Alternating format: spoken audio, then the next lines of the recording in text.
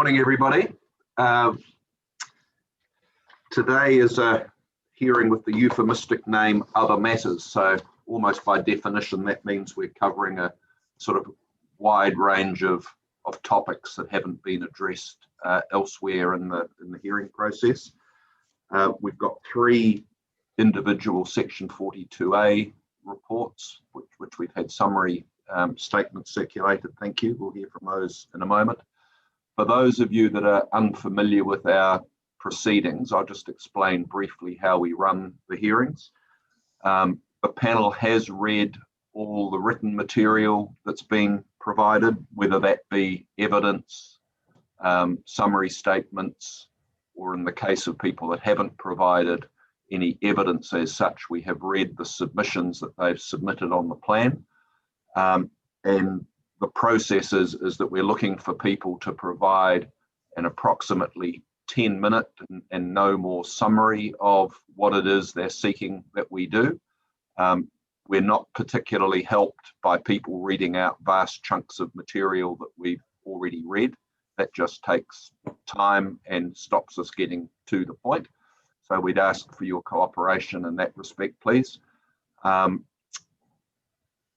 We may have some questions of people once they've made their presentation to us.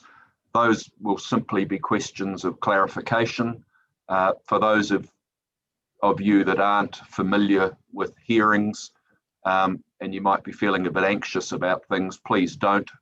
Any questions that we ask of you will simply be because we don't understand quite what you're asking us to do, or we need a bit more information about something. So be as relaxed as you can, and yeah, we'll just play that by ear and take it as it comes. I'm going to ask the panel briefly to introduce themselves, and then everybody else that's present in the room as well, please. And I should start with me. My name is Phil Mitchell. I'm chairing these hearings. And if I could just ask the rest of the panel to briefly introduce themselves, and then everybody else that's present. If I could also say that if you are introducing yourselves and there's any questions you've got about the process for today, then that would be a good time to ask. And also when you're not speaking after you've done your introductions, if you can turn your video and sound off, that way we don't get any background noise and distraction from listening to the people that are speaking at that particular time. You'll still be able to hear and see what's going on. It's just that we won't be able to hear and see you, which just makes things a bit easier for us. So without further ado, if I could ask the panel to introduce themselves, please, and then we'll go around the rest of the meeting. Thank you. Good morning, I'm Jan Sedgwick. I'm a Waikato District Councillor and appointed as an independent commissioner to these hearings. Tēnā koutou katoa. My name is Linda Tiaho and I'm an Independent Hearings Commissioner. Morena, Paul Cooney from Tauranga, Deputy Chair, Independent Commissioner. Thank you, that's us. So if we could just perhaps start with the council team and then we'll go around and hear from the submitters, please. Okay. Good morning, everyone. I'm Susan Chibnall. I'm the Section 42 report writer for the Other Matters General. Morning, Ms. Chibnall, thank you. Good morning, Jonathan Cleese, so 42A report writer for Council, based down in Christchurch, and I've looked more at the rural topic. Thanks, Mr. Cleese. Good morning. Good morning, I'm Yvonne Lagarth and I'm the report writer, Other Matters for Natural Hazards. Thanks, Ms. Lagarth. Good morning. Morning all, Fletcher Bell here, District Plan Administrator and Hearings Coordinator for the Council. Thanks. Morena Sandra Kelly for the Waikato District Council. Morena koutou, I'm Carolyn Rhett, Assistant Counsel. Morena, I'm Kelly Nicholson. I'm a policy planner with the Waikato District Council and just here to support the coastal topic. Thank you. Good morning.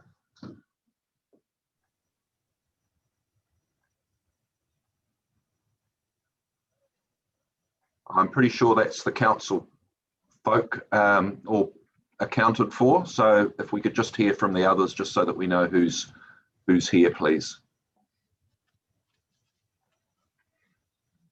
Hi, I'm Mark Crisp, planning consultant on behalf of Fonterra. I'm appearing a little later in the morning, but I thought I'd just dial in for the first part of this to get the vibe. And I take it it's okay if I dial out and dial back in a little bit later in the morning? Yeah, that's fine. I was going to do that later, but I need to declare a conflict of interest with regard to the Fonterra submission that I won't take any part in hearing or deliberating on, given that Mr. Crisp and I are partners in the same firm. And I'll just make that announcement now, but I'll do it again later. Thanks, Mr. Crisp. Yeah. And John Cunningham, good morning. I'm from Te Kaupara and submitter. Morning, Mr. Cunningham. Good morning, David Laurie. I'm representing Cushwin Limited at Waiaku, and I've got Mr. and Mrs. Ashraf with me. Thank you very much. Morning, Mr. Laurie. Good morning. Morena, my name is Sarah McMillan. I'm with Tonkin and Taylor, a planner. I'm representing New Zealand Defence Force. We're on later on this morning, so again, I'll dial out and pop back in. Lynette Wharf, I'm here for Horticulture New Zealand, again later on this morning. Thank you, Ms. Wharf. Good morning. Darren Humphreys from Tonkin and Taylor, representing New Zealand Defence Force, and I'll be the same as Sarah. I'll dial back in later on. Thank you. Very good. Thanks, Mr. Humphreys. Good morning. Kia ora, Andrew Wilson. Here to submit on my own behalf. I believe I'm first up this morning. You are, Mr. Wilson. You'll be after the count. We hear from the council report writers first, but then you'll be first cab off the rank. Nice one. Thank you. Good morning.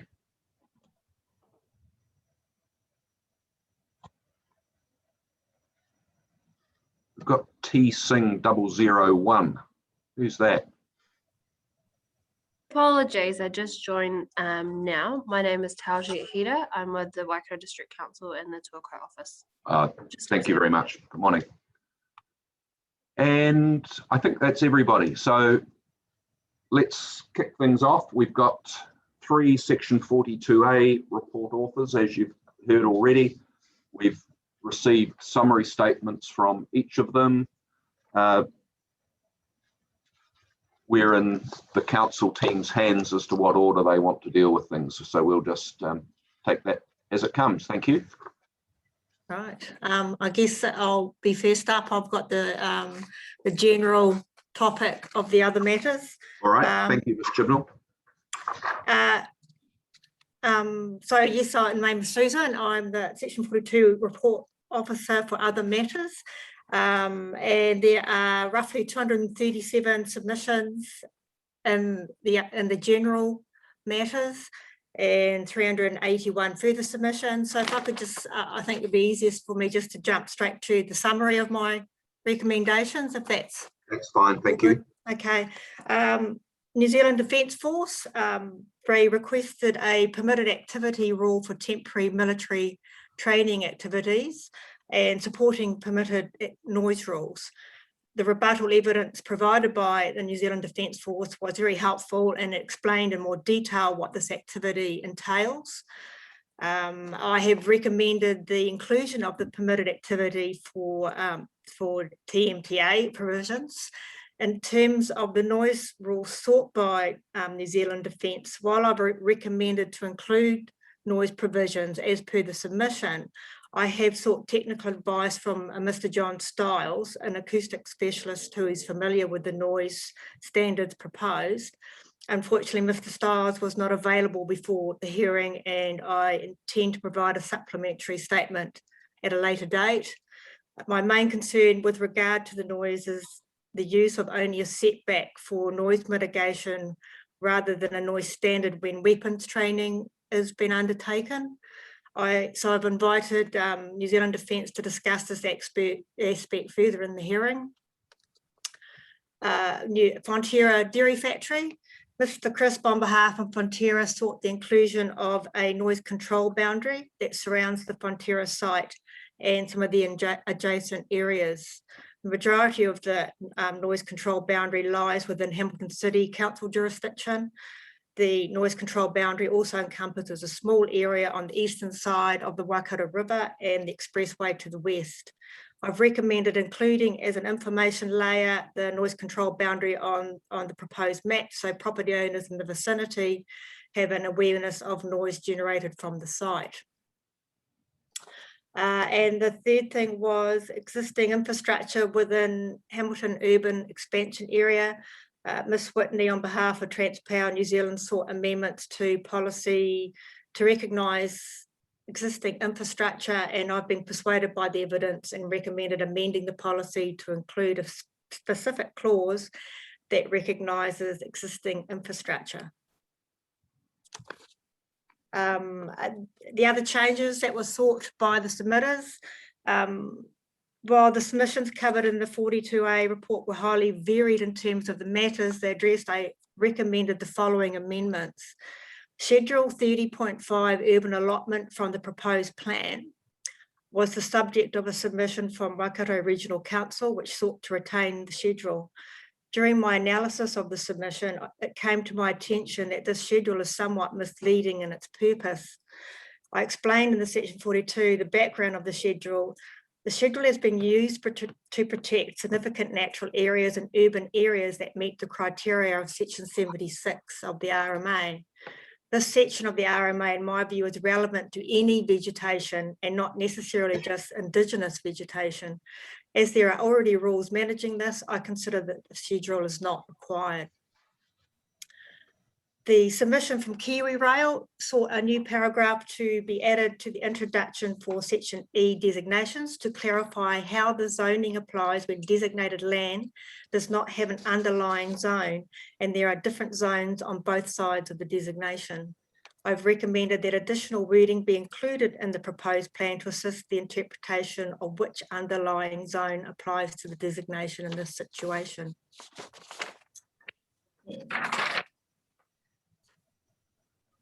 And Waikato District Council sought to correct some mapping errors on the proposed planning maps, and a property came to my attention that had been erroneously zoned road and should in fact be rural zone. So in conclusion, take the opportunity to thank experts and the submitters who have provided well thought out and thorough reasoned evidence. Thank you very much. Thank you, Ms Chibnall. We'll see if the panel have any questions for you. Can we start with you, please, Ms Te Aho? I don't have any questions. Thanks, Susan. Ms Sedgwick? No, none from me, thank you. Mr Kearney? Yes, Jelly, the New Zealand Defence Force, is there any issue between you and the Defence Force now? I thought I read that in the absence of not hearing from Mr Stiles, that I think you seem to have agreed with the Defence Force in what they put forward. Is that right, or have I got that wrong? It is right. I think I was just would have an extra level of comfort if I had Mr Stiles make comment on it. I mean, at the end of the day, I don't think these activities happen often in our district. It was just getting a feel for if there was any major concerns. Yeah. Okay, thank you. It'd be quite exciting to watch in the Waikato, wouldn't it? Yeah. Okay. They might be able to do it at Chiefs games. Anyway, I don't have any questions either. Thank you, Ms Chibnall. That's all very clear. Thank you. Thank you.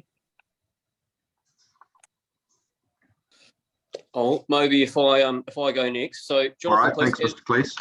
Thank you. So, as Susan said, there's three of us looking at different aspects of the other matters hearing. I've addressed the topics or the submissions rather to do with the rural topic in the rural zone. So, for the submissions that came to me in this hearing, by and large, they were discrete submission points that have been inadvertently missed in previous hearings. But the topic that the submission addresses were very much addressed in previous hearings, and in particular the rural hearing. So generally my report comprised of usually referring the panel back to those earlier hearings and where the discussion could be found on the topic. And that approach has been carried through by and large into submitted evidence as well, where the submitters that were interested in the rural topic have generally simply tabled a brief statement of evidence for this hearing not asked to be heard, and just directing the panel to where they've previously also presented evidence on this topic. So it's really largely a matter of not box ticking, is not quite the right word, but sort of making sure that all submission points have been documented correctly. Now, there are a couple of exceptions to that, though. The first is probably the evidence presented by Horticulture New Zealand, provided by Ms. Wharf, who will be appearing later on today. And certainly Horticulture New Zealand and Ms. Wharf did appear and gave, substantial evidence at the rural hearing. There are a number of areas, I guess, where Ms. Wharf and I remained apart in terms of our recommendations to the panel. Ms. Wharf's evidence largely sort of restates or focuses in on those outstanding matters of difference that are sort of hanging over from the rural hearing and that we didn't get to an agreed position on in the rural. And in particular, for the rural topic, it's around the policy about rural character and how that's articulated.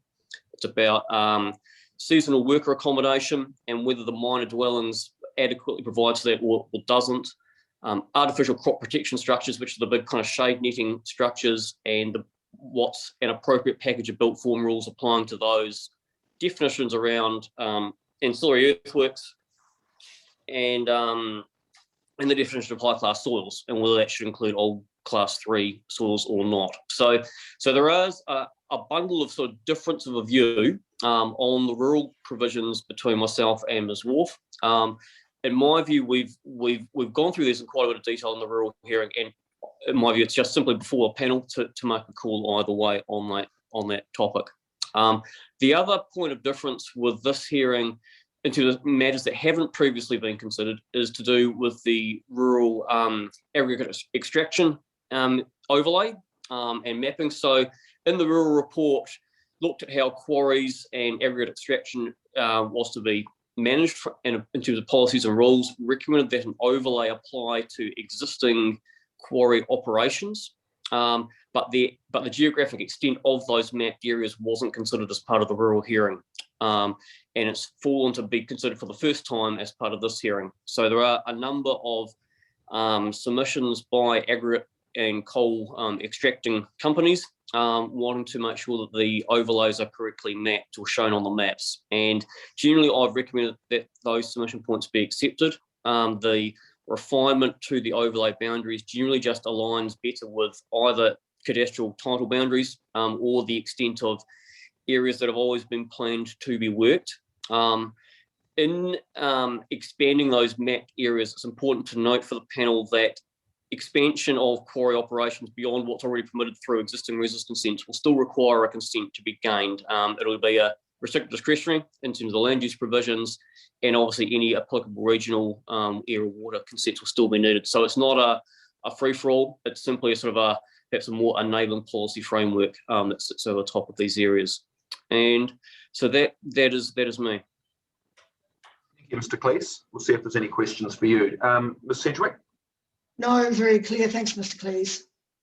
Ms. Te Aho? No, thank you. Mr. Cooney? Yes. Where did you finish up with workers' accommodation? What category did you put that into? Yes, so I'm a little bit confused between minor dwelling, temporary workers' accommodation, and workers' accommodation. So can you just explain the distinctions? Yeah, sure. So where I ended up in the rural report was we had a series of rules around minimum sizes for dwellings. So that's nice and simple. It's just a straight dwelling, and you had to have a minimum of 1 hectare and then 40 hectare balance lots. Also, for every existing dwelling, you can also do a minor dwelling.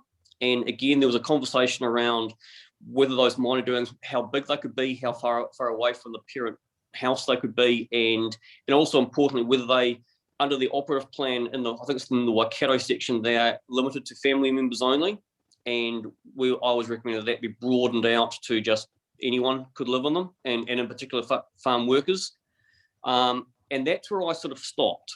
Whereas Ms. Wharf for Horticulture New Zealand is seeking an additional definition for sort of farm worker accommodation, and an additional rule to enable farm worker accommodation to be provided in addition to minor dwellings. And my understanding from Horticulture New Zealand is that they make the point that certainly for seasonal workers, for instance, it's a peak and then nothing over winter typically. So the accommodation that they look to provide isn't a single dwelling. It's more what can be more dormitory style or a series of sort of smaller bedrooms with a communal kitchen at the end and has a different purpose. Whereas I was of the view that between the dwellings and minor dwelling rules, I think that is sufficiently enabling with a residence consent pathway if you do want to provide bespoke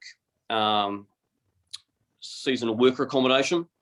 So I didn't see the need for an additional definition and yet another sort of permitted pathway forward for that type of accommodation.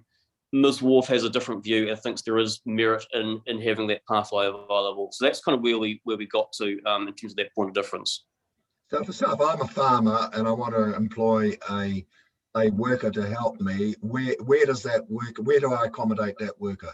Yep. So you either accommodate them if your farm's more than 40 hectares, you can do 2 dwellings, or you can do a minor dwelling that can go up to 120 square meters now, in addition to the farmhouse.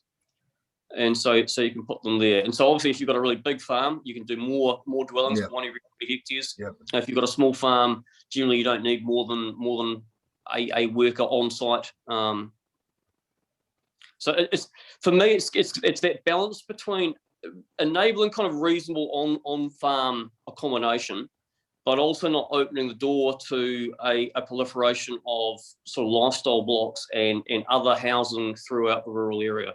And, and there's that sort of tension. So how enabling do you make it? Bearing in mind the operative plan and the proposed plan has this 1 hectare sort of lifestyle block carve-off rule as well for like sites that are more than 40 hectares. Yeah. And also, I guess, recognising that through the Waikato, the rural, the intensively farmed areas are generally very close to existing townships where there's unlimited opportunity to provide housing in those townships and pop guys in vans and drive them out to wherever they're working during the day as well. Yeah. So your Waikato context is a little bit different to, say, Central Otago, where you don't have much accommodation. There's not many towns, and you have quite long distances between farms. Whereas that's not the case in the more intensively farmed parts of the Waikato. Yeah. Okay. Yeah. Okay. And the other one is the extractive industry overlay extent. That's defined by what? By the consent they operate under, or how do you draw the boundary? Yes. So it has been reflecting existing consented quarries. Some of the quarry operators have a larger land holding with a couple of worked areas and some land in the middle that they are intending to work, but have yet to get consent to go there. So it's not part of the existing. If you jump on Google Earth, it looks like farmland rather than a quarry pit. But it's an area where they were intending to go, and in my view, looking at the maps that the submitters were putting forward, appears to be logical, bearing in mind that they would still need to go through a consent process to expand into those areas, but it just makes it a more enabling policy framework, recognising that they have got existing operations, they've got all the crushing plants and all that is already there. So from a practical point of view, how does the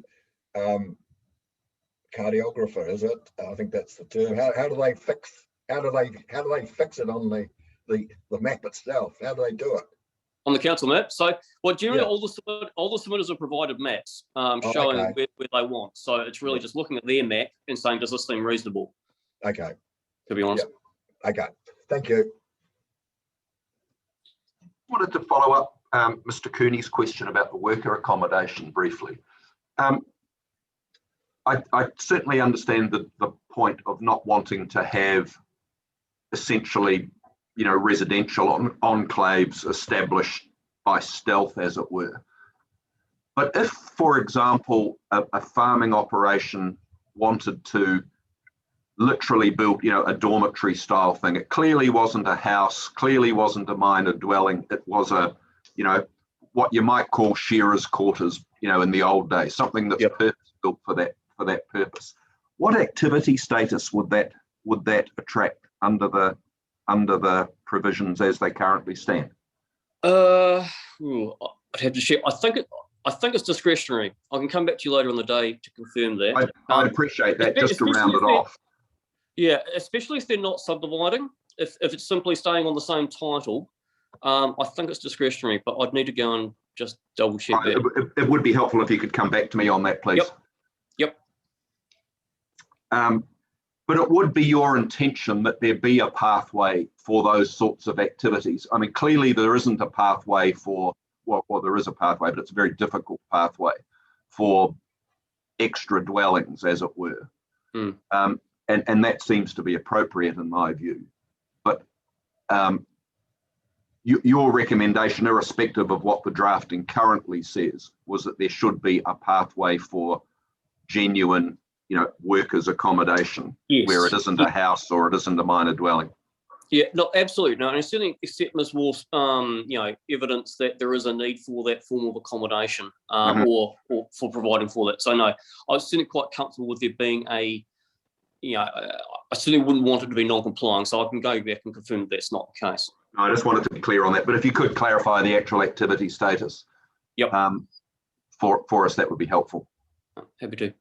Thank you very much, Mr. Cleese.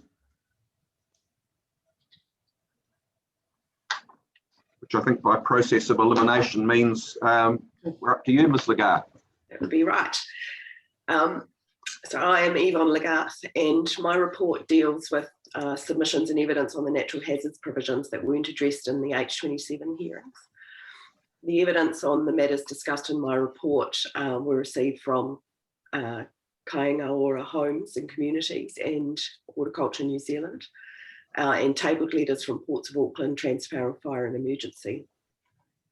The natural hazards provisions were included in the proposed plan through a stage 2 variation, and you've heard from 6 other reports, and I've listed them in my summary there just as an aid to my memory. I won't read them out.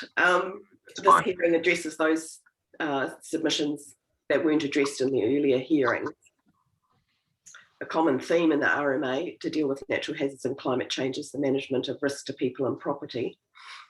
And the regional policy statement requires a risk-based approach to the management of subdivision use and development. Broadly, the outcome through the plan for managing the risk is that the social, cultural and economic well-being and health and safety of the community are promoted by managing areas at high risk from natural hazards. In the previous hearings, there were 3 policies that were identified that had no submissions had been dealt with.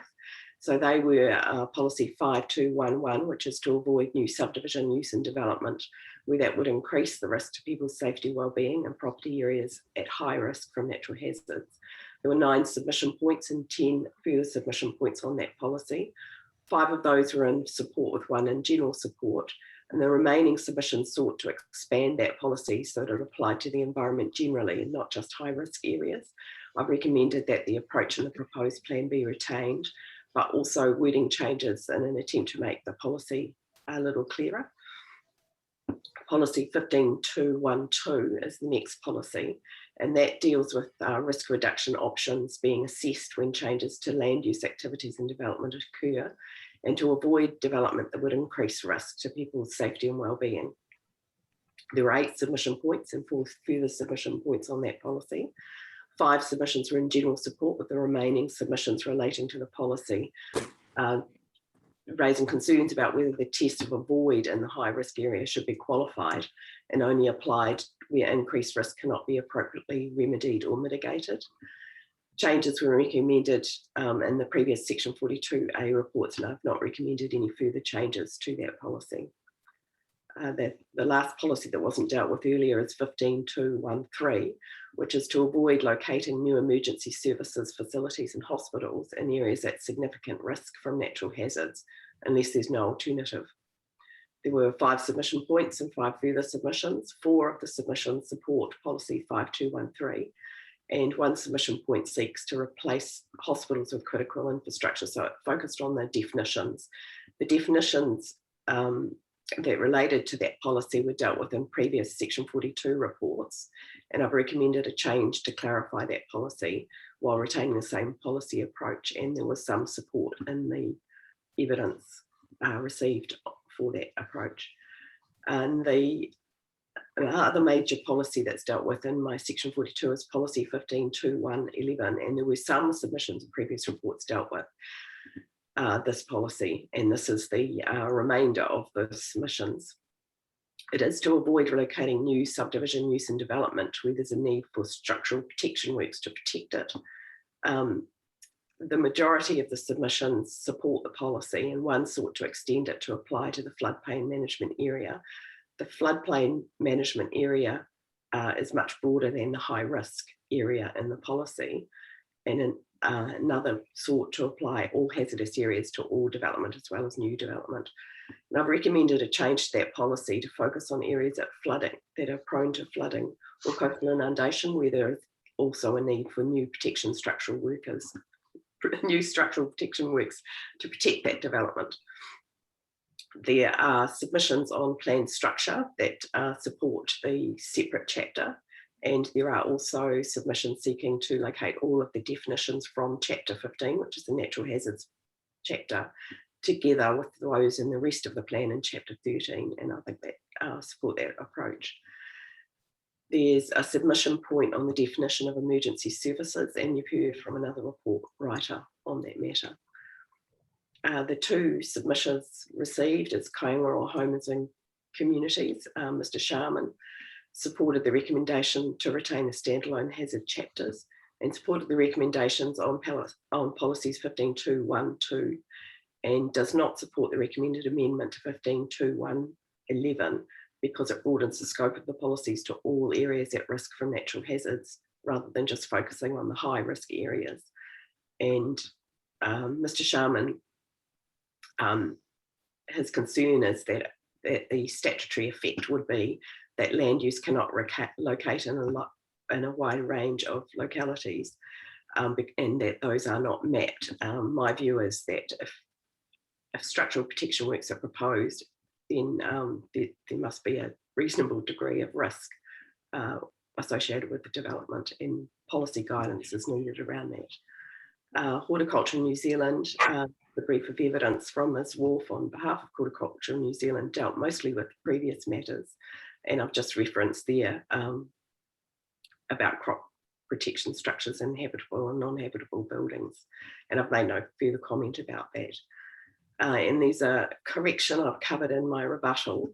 Earlier reports for hearing 27D recommended amendments to the coastal hazard overlay, and it was found that this left a few gaps in the maps that needed to be corrected, and these areas were assessed as remaining vulnerable to natural hazards, and a consequential change is needed to the maps of the coastal sensitivity area erosion overlay to make sure that areas prone to natural hazards remain covered in the maps. Thank you. Thank you, Ms. Lagarde. See if there's any questions for you. Ms. Te Aho?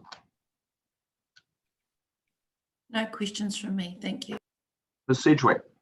It's just one. And are you confident that we have now a complete coverage in terms of the coastal sensitivity area and the erosion maps? Have we captured everything? Yes, with the changes. So I added corrected maps, and that those maps do cover all of the areas that had gaps. Lovely. Thank you. I have no more questions. Thank you. Mr. Cooney? Yes, policy 15.2.1.11, which you've changed, and you've extended its reach quite to become more broad based. Why did you see the need for that? It seemed that the intention of the policy is that new development that created a need for new protection works was a matter that in the New Zealand Coastal Policy Statement, new development that creates a need for new protection works has policies that require some assessment, and the extending the policy to all areas at risk from natural hazards, it just seemed a sensible thing. If there's a need for new structural protection works, that the council retain the ability to assess those things, and that wasn't limited to high risk areas, but all areas at risk from natural hazards where there's a need for those works to protect new development. The policy says though avoid, so you got a pretty directive policy, haven't you? And I'm just a bit worried about the unintended consequences, the way you've changed it. Yes, and that is certainly the matter raised in the planning evidence. I think where there's a need for new protection works, though, is the test as well. So you're avoiding new development where there's also a risk sufficiently high to need engineering works. Yeah, I'm not sure whether, it's sort of a very directive and broad based. I'm not sure whether it sort of captures what you intend, or whether there'll be just a whole lot of matters that we haven't thought of that would be caught up in this type of change. So I'll be interested to hear. Are we hearing anybody? Are we hearing from Kaingaora? I think they were going to make a submission on it, weren't they?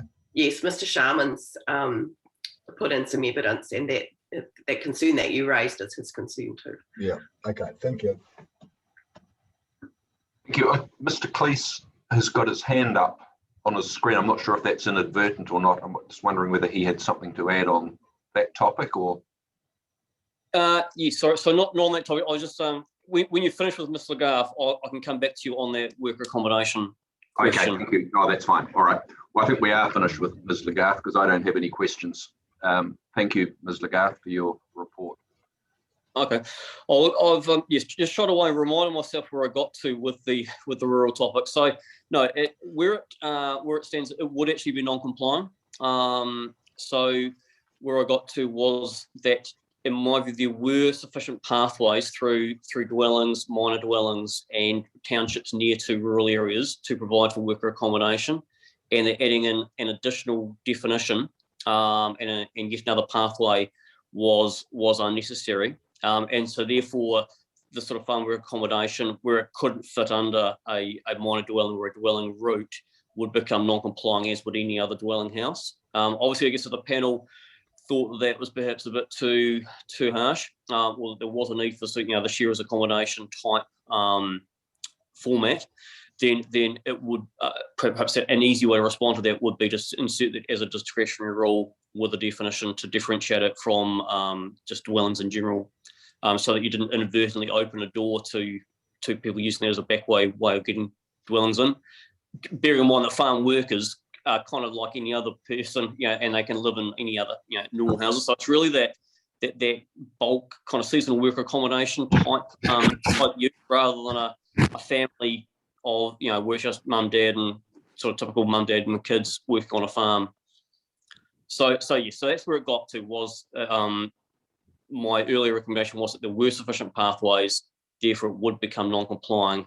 But I think if the panel think that's pushing the bike too far, then I think there is a reasonably easy way of doing it as a definition, as long as that definition does distinguish it from dwellings in general and a discretionary pathway. All right, no, that's helpful. Thank you very much. Thank you. So, Mr. Wilson, we're ready to hear from you. Thank you. We have read your submission, understand what the concern you have is about the site of significance that's been proposed on your property. So happy to hear from you now. Thank you. Okay, thank you. I think it seems like the biggest confusion or difference of opinion is whether or not my property actually sits within archaeological site R1452. And just to reiterate, when the subdivision occurred in 1968, or between 68 and 72, a recreational reserve was set aside to protect and preserve R1452. So even referring to the peer-reviewed Māori Site of Significance assessment sheet, it clearly states the site is within a council recreation reserve and borders private property. There's also a comprehensive report written on R1452 by Owen Wilkes, and he wrote that in the year 2000. Now, despite my landscaping 2 terrace platforms on my property in 1999, when I bought it, no mention was made of those terraces whatsoever in the Wilkes study and report documenting the site, and that was compiled a year later. So while my property borders this reserve, there was nothing notifying R1452 on the title, the limb, or on the planning maps when I purchased it in 1999. So, I mean, my overall position is that I do support, I think, the strategic objectives that are undertaken in this initiative, which, just to outline, you know, supports iwi aspirations to grow a prosperous, healthy, vibrant, innovative, culturally strong people who can have that relationship with their ancestral lands, their water sites, wahi tapu and other taonga. My support for this was won a long time ago by the soul force of the Māori people. I'm right there with them. However, I'm kind of find myself in the situation where with this designation, especially as I feel it's inaccurate and represents an overreach, it really strongly diminishes the rights of my property's title, and the negative economic impact upon myself as a mortgage holder has already been felt. It was just unilaterally designated 18 months ago. So I'm basically, I guess I'm appealing to the panel in regard to, like, I know the RMA is on the way out, but section 76(3) basically says that, you know, the council shall have regard to the actual potential effect on the environment, including in particular any adverse effects. Landowner and the land itself makes up part of the environment, as does the social and economic conditions which affect the landowner and land, being the restrictions imposed if a site or area located upon the land was listed in schedules 30.3 or 30.4.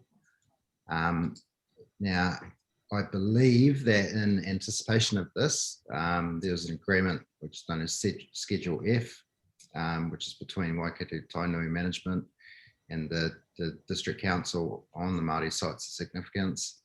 And as I basically quoted in my evidence, where Māori Sites of Significance have been identified on private land, the cooperation and agreement of the landowner must be sought before any of the processes described in the schedule are implemented in respect of that private land. If the agreement of the landowner is not obtained, the schedule will not apply to that private land. The intention is to identify and, where possible, protect these sites, not to restrict development. So in regard to, just to bring things down to a little bit more quickly on a human scale, I have actually been personally working with Noel Barber of the Waikato District Council to implement the PAR management plan as was outlined in a letter to the council by Heritage New Zealand back in 2007. Nothing really happened with that for about 10 years, and off my own back and with my own monies, I've been a driving force in getting that going. I have been consulting with Kaumatua Russell Riki of Ngāti Tahanga around that, the sensitivities around it, and also I've already formed a relationship with him in regard to the wairuatanga of my land. I feel that this relationship and basically the reciprocity and the mutual respect that there's between us is certainly in place to safeguard anything that might happen surrounding the and bordering the PAR site. But I'm just really concerned about the designation overreaching what has been, I feel, clearly defined as the area and onto my onto my personal property. So my request is that's lifted. If we can't find clarity around actually where 1452 starts and stops, I have also reached out to Rachel Darmody, who's senior archaeologist at Heritage New Zealand, for help on the matter. She's happy to kind of cooperate and work in with the process to try and identify exactly where things start and stop. So I could go on, and I'll try not to. So at this point, happy to hear any questions. Thanks, Mr. Wilson. Let's see if there are any questions. Ms. Sedgwick, can we start with you, please?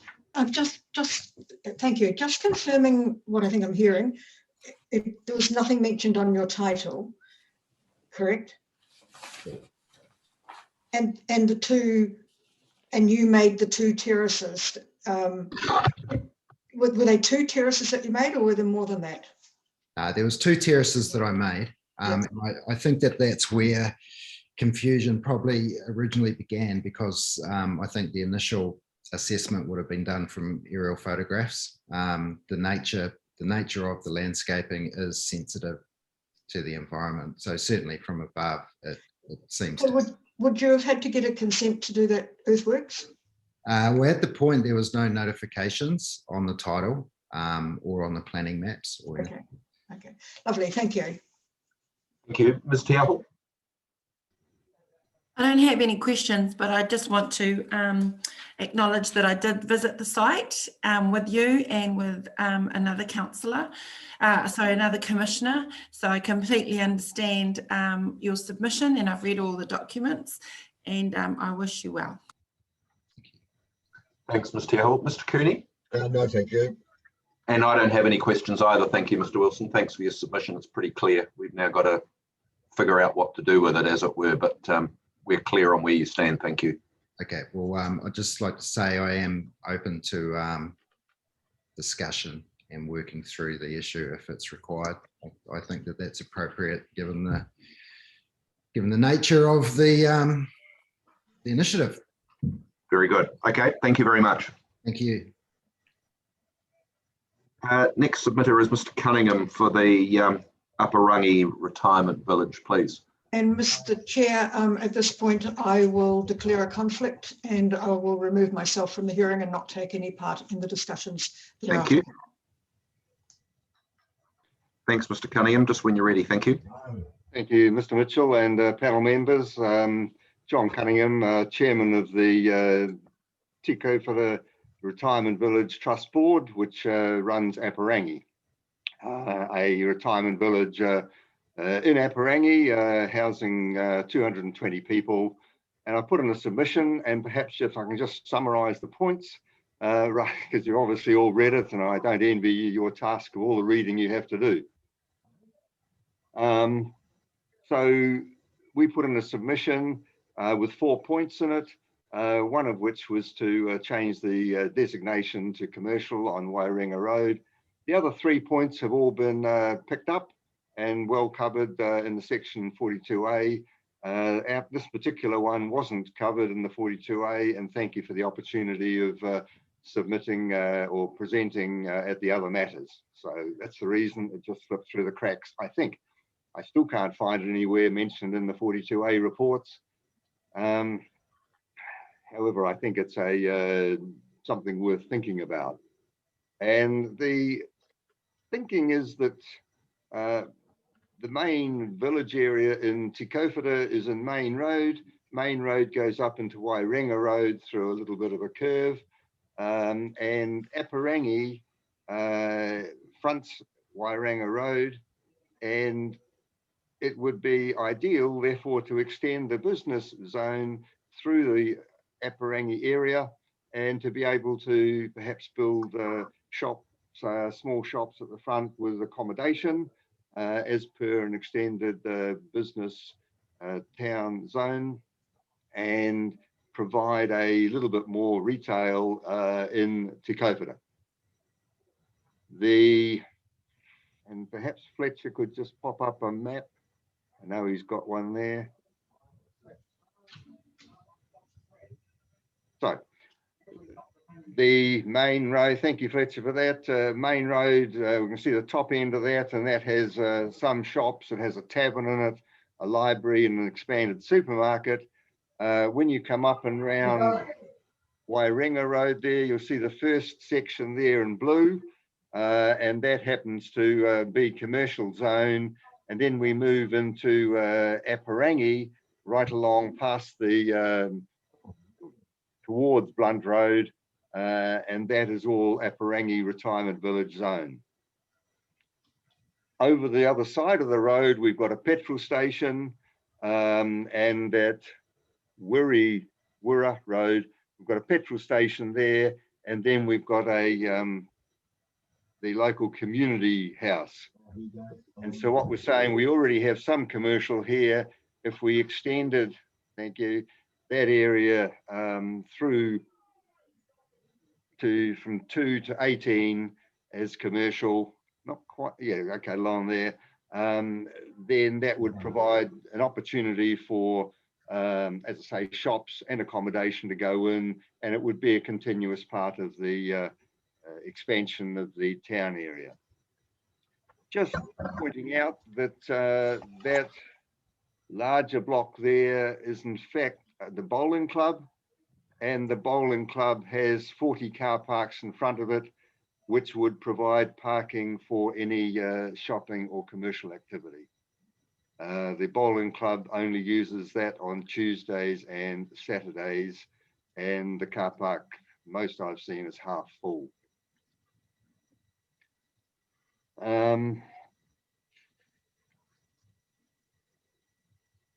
Going on there, there have been a couple of other areas that have been proposed for town centre. One is the extension of Baird Road and down the back there. I've seen that in the Section 42A report. That is not main road, and I think will take some years to develop into town centre, because that is large, or that is country living area, and in fact there's lifestyle blocks at about 10 hectares. There are a couple of sections in Main Road that are also available for development. They're held by one landowner, and I know that he doesn't intend to expand that at any stage in the near future. And so that will remain empty, I think. So the suggestion is that the sections 2 to 18 on Wairenga Road be made commercial. And as I say, that would then mirror what's on the other side of the road, which is a petrol station, postal office, and the pizza place and the community centre. I think that's pretty much the proposition. Right, that's pretty clear. Thank you, Mr. Cunningham. We'll see if there's any questions for you, though. Ms. Tiaho? Actually, I was just going to ask to go back to that picture. The cursor seemed to be moving around all over the place. Which exactly are the sections 2 to 18 on this map? Oh.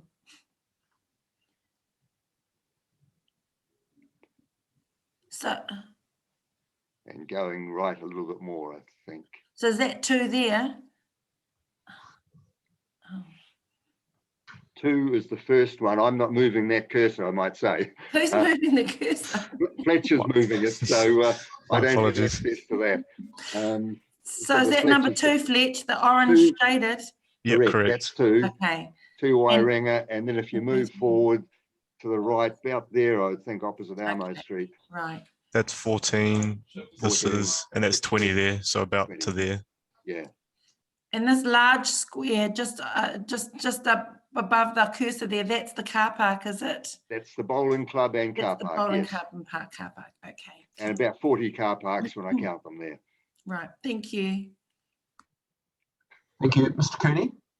No question. Thank you. And I have no questions either. Thank you, Mr. Cunningham. That's pretty clear. Okay, thank you. Appreciate that. I was just going to mention, if I may, Mr. Mitchell, that there has been a bit of demand for retail area on the main road. And there's been 4 examples that I know of just recently that people had to go elsewhere, or they're in the basement of the petrol station because they can't get onto Main Road. So there appears to be demand, and I think it would be a useful addition to the village. Right, thank you very much. Thank you very much for the opportunity, and wish you well with your deliberations. Thank you. And that brings us to Mr. Laurie for Kuswin. I hope I've pronounced that correctly.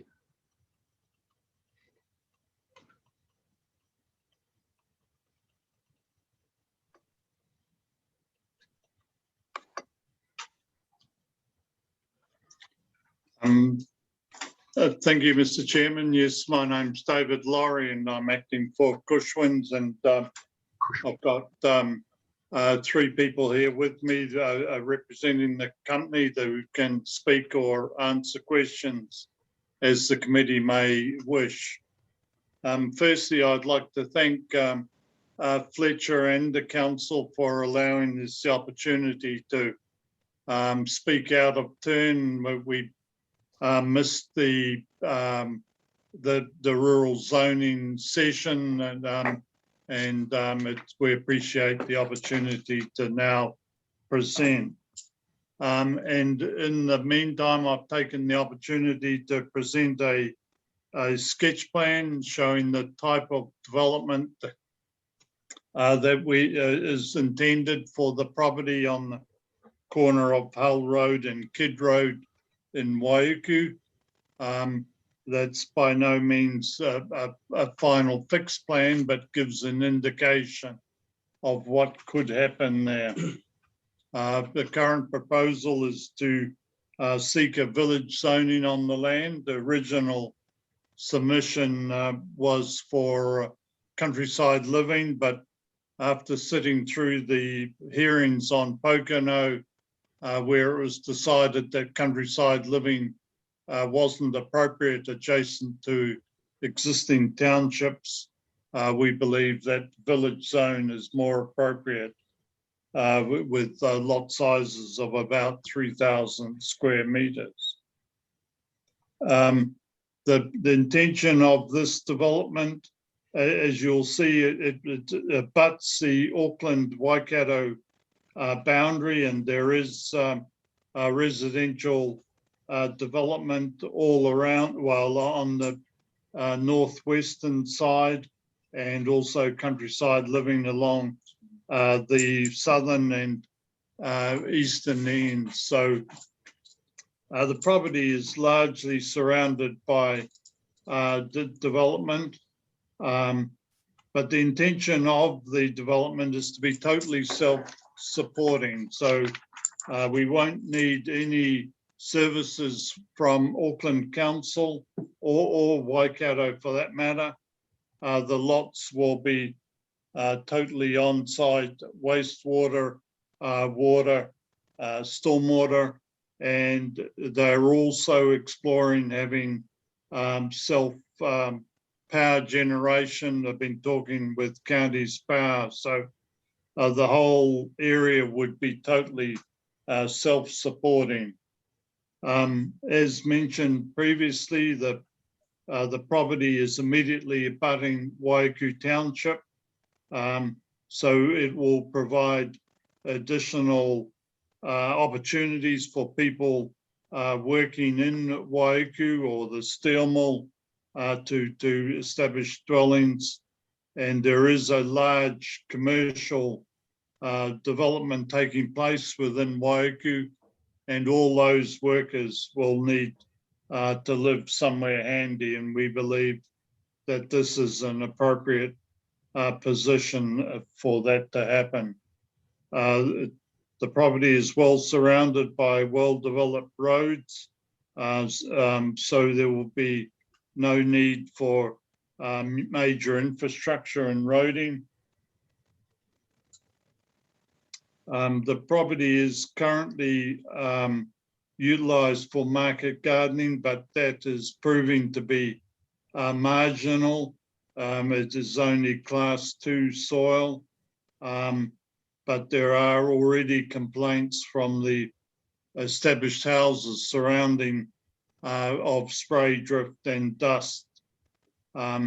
As you can see in the northern corner, there is a reasonably large wetland that will be totally protected as part of any development. At the moment, it is subject to potential pollution through the market gardening activities. So that's the main parts. Is anybody else? Yeah, I mean, this development is why is important for Waiaku, because only 3 minutes drive. The council is approved commercial activity or sections there. There's huge. It's probably about 60 altogether sections, and on that 60 is probably about 70% been sold, and they're going to be happening starting two years time. So 60, the biggest one is 9 acre, the smallest one is 2 acre. You can imagine that how bigger that commercial activity is going to happen in Waiaku.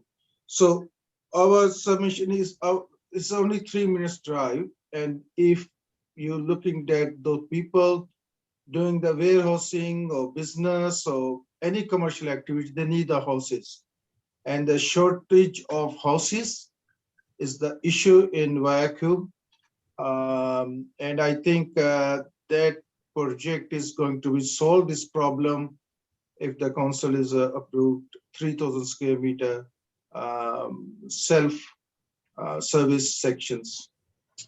Thank you so much. Kathleen, over to you. Okay, so our additional submission has been sent to council, so no doubt you've read that, and if there are any questions of the panel, we're all here willing and waiting.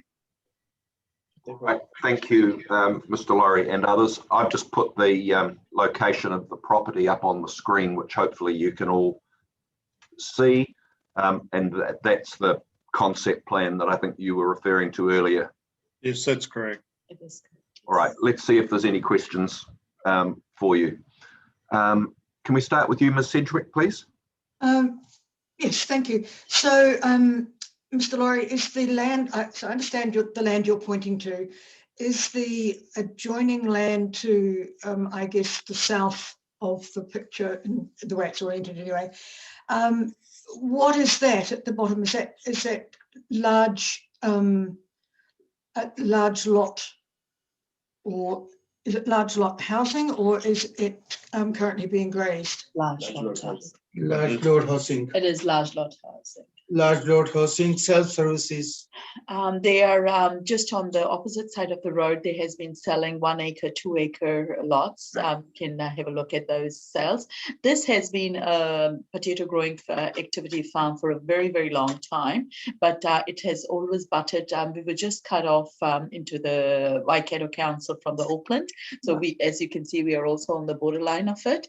So it is walking distance to the schools, to the town centre, and that is the very attractive point. And we have supported that there is a lot of housing shortage in Waiuku. And there has been, if you see on the other side of the Kid Road as well, there has been larger lot subdivisions on that side as well. Okay, thank you very much. Thank you. Ms. Teaho? Where's the boundary line to Auckland? There. Is it right there? Oh, wow. Okay. Thank you. Yes. And along here. We are lucky to be with you. You can sit there. It's that red line on the... Right, that's the boundary. I see. Thank you. Thank you. Mr. Cooney? What's the soil quality like? It's class 2, but with the wetland at the back and a couple of drains running through, it is subject to wetness. So it's a little bit on the marginal side for class 2. And what's it currently used for? Potatoes. Thank you. I don't have any questions. Thank you, everybody. I've yeah, what you're seeking is pretty clear, so I have no questions. Thank you.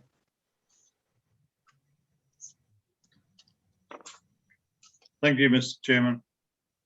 Thank you very much. You're welcome to stay or leave, just whatever suits you guys best is fine with us. Thank you. Thank you.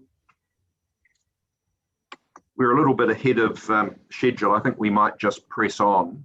And we'll hear from you, please, Ms. Wharf, for Horticulture New Zealand. Thank you.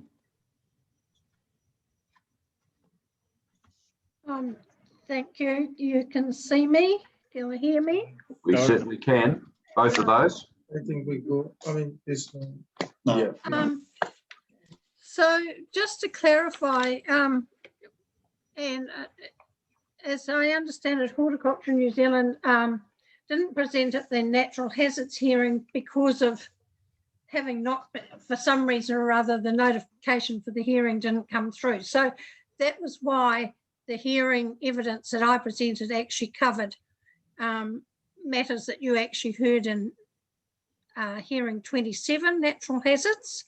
Yeah, and we have read that, and we have read your statement explaining all that. So yeah. you don't so need I just to, wanted to go through that. Yeah.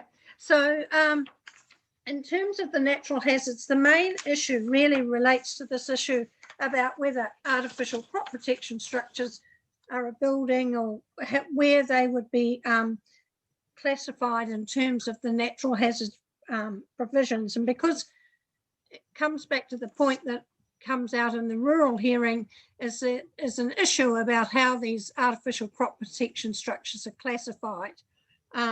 We were hoping to have had a legal opinion for you on that, but it hasn't been available today, but could supply it later if you would appreciate that.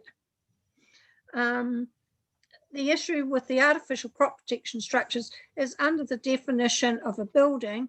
The vertical structures will not be a building because they have no roof. The question is when there is horizontal cover, whether the cover with a permeable cloth is classed as a roof or not. And depending on where you sit on that depends on whether they're a building and therefore how they're treated in the plan. Didn't you address us on this in an earlier hearing on exactly this point? Yeah, but it comes up again in the natural hazards thing. Yeah, but we don't need to relitigate what you've already told us. You need to focus on the natural hazards aspects, please. Okay, so the natural hazards aspect is that Horticulture New Zealand is seeking that these structures are provided for within the floodplain management areas because they have no floor and they should be able to be adequately provided for. In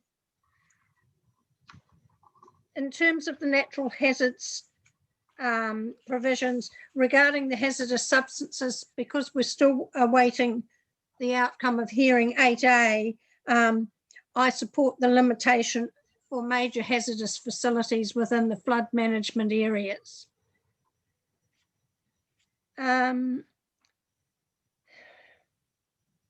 There is a difference of opinion over the ancillary rural earthworks and whether the Rule 1541 P8 adequately provides for normal farming practices. And I understand that there was some discussion with Federated Farmers on this.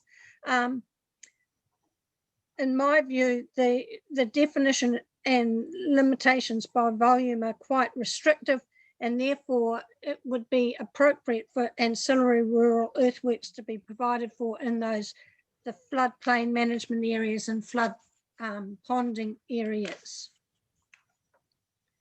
The other point, and there was some confusion, there was a Horticulture New Zealand submission regarding climate change, which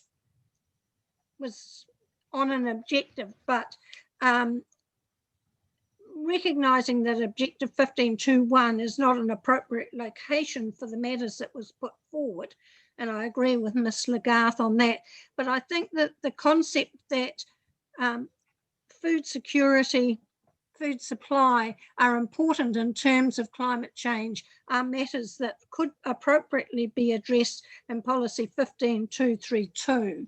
And I support some recognition of food security. I think even the instance of the Ashburton River bridge being blocked and food not being able to get through demonstrates the need that food supply and food security is an important consideration in terms of natural hazards.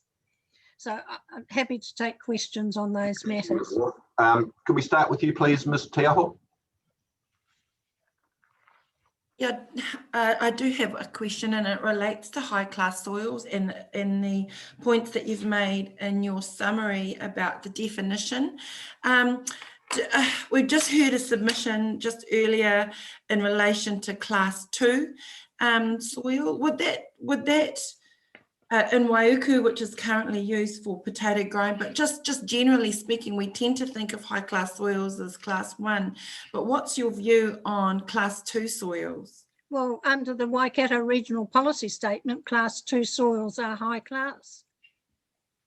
And some Class 3, but I'll get on with that in the rural topic. But Horticulture New Zealand is seeking that all Class 3 is also regarded as high class soils, following direction from the government in the draft National Policy Statement for Highly Productive Land.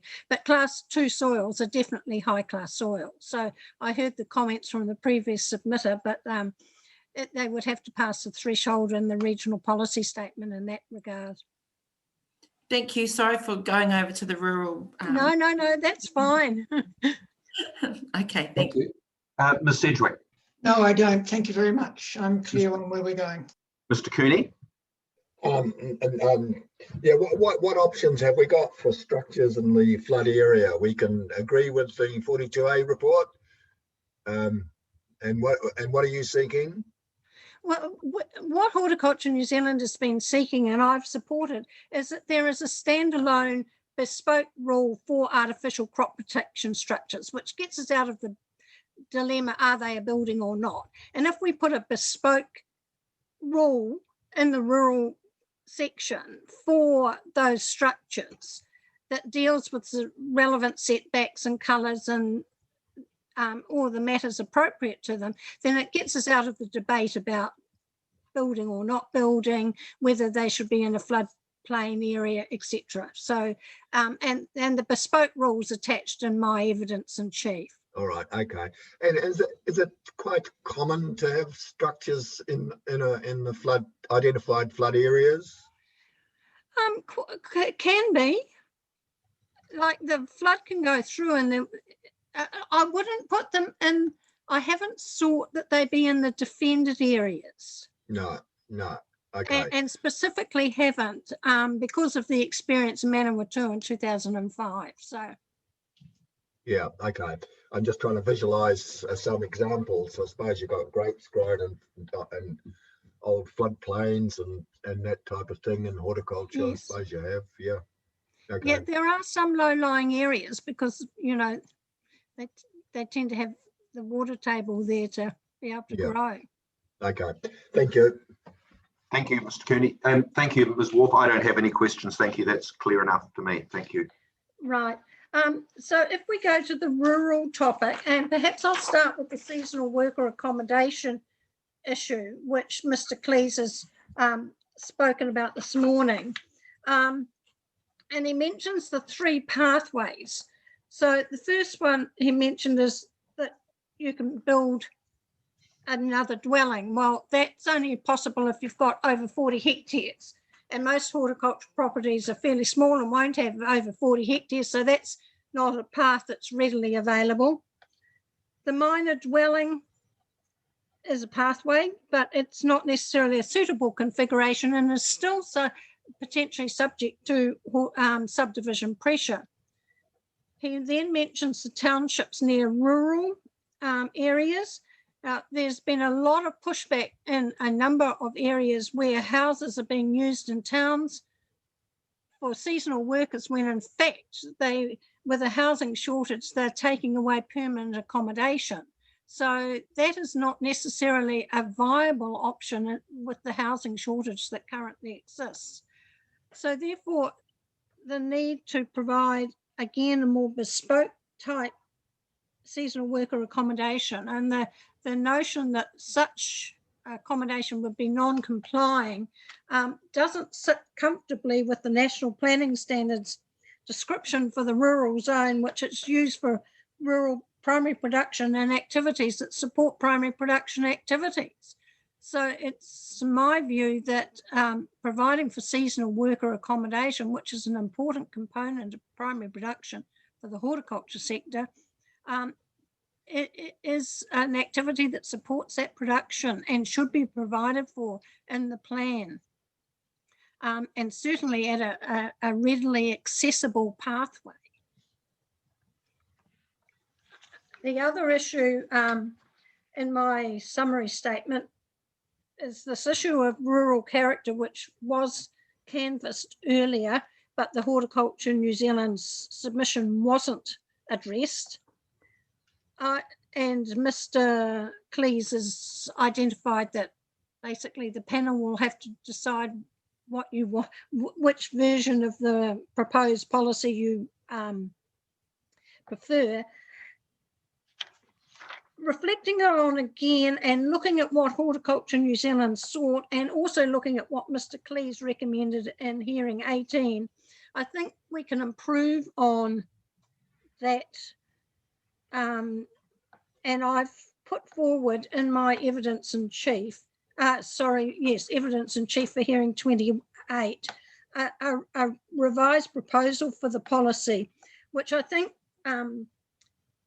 I've tried to make it consistent with the style in the proposed plan, clearly aligns with Objective 531, consistent with the RMA, and incorporates those aspects of rural character important to Waikato District.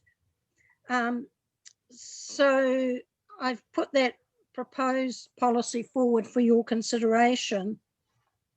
I don't think it's important to list areas where activities are, firstly because it could limit them, and also the focus on a policy in rural character should be on amenity, not on listing what activities occur.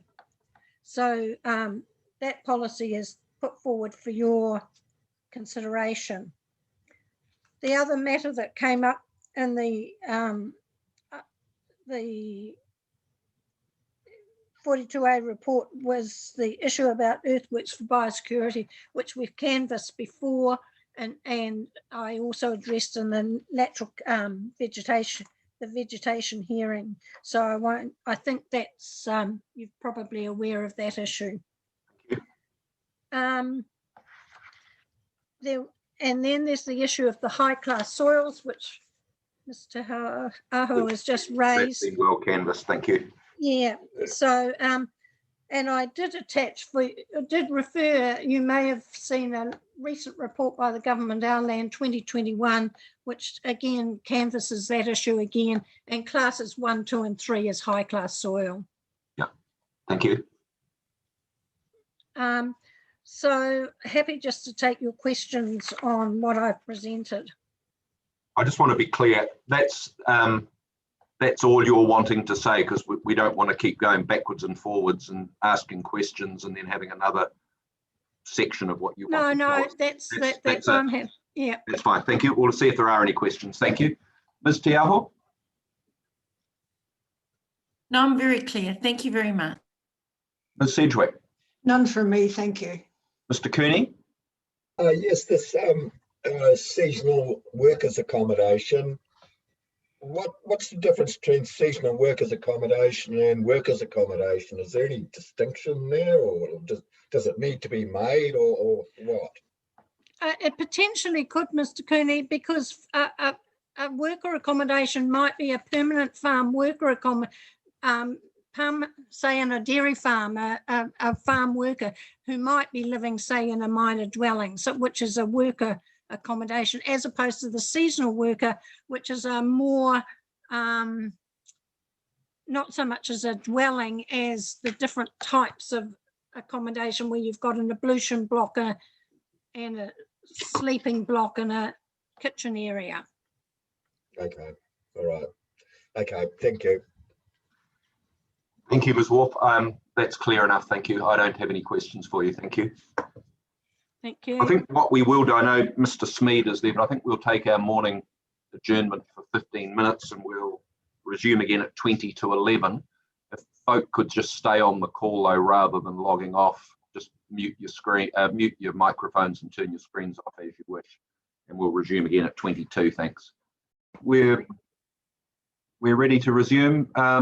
Mr. Smead, just when you're ready, please. Yes, good morning. Can you hear me now? Yes, thank you. My name's Bill Smead. I own Kaiwaka Island number 2, which is a 97 hectare, 240 acre island in the Waikato River. I've been advised by the Waikato District Council that the island's to be zoned rural with an SNA overlay over the whole property. And that's the concerning thing for me, is that I seem to be probably one of the very few properties to be completely engulfed with an SNA overlay. I'm not sure why it's got that overlay. There are intrinsic values, significant values on the property, but it's never been inspected, as far as I'm aware, by anyone who would be able to advise on that. So I've had no consultation and no input from me as the owner. And now I'm left really trying to engage with council to protect any natural value that might be there, and also left with a property that has a remarkably significant impact on the value. And the problem would be, who would buy a property that has a total SNA overlay, which requires resource consents to do anything? I've owned this property for 50 years. It's part of my retirement funding planned for over that time, and will have a significant impact on my financial situation as a retired person. I suspect the value of the island with the SNA overlay will be minimal.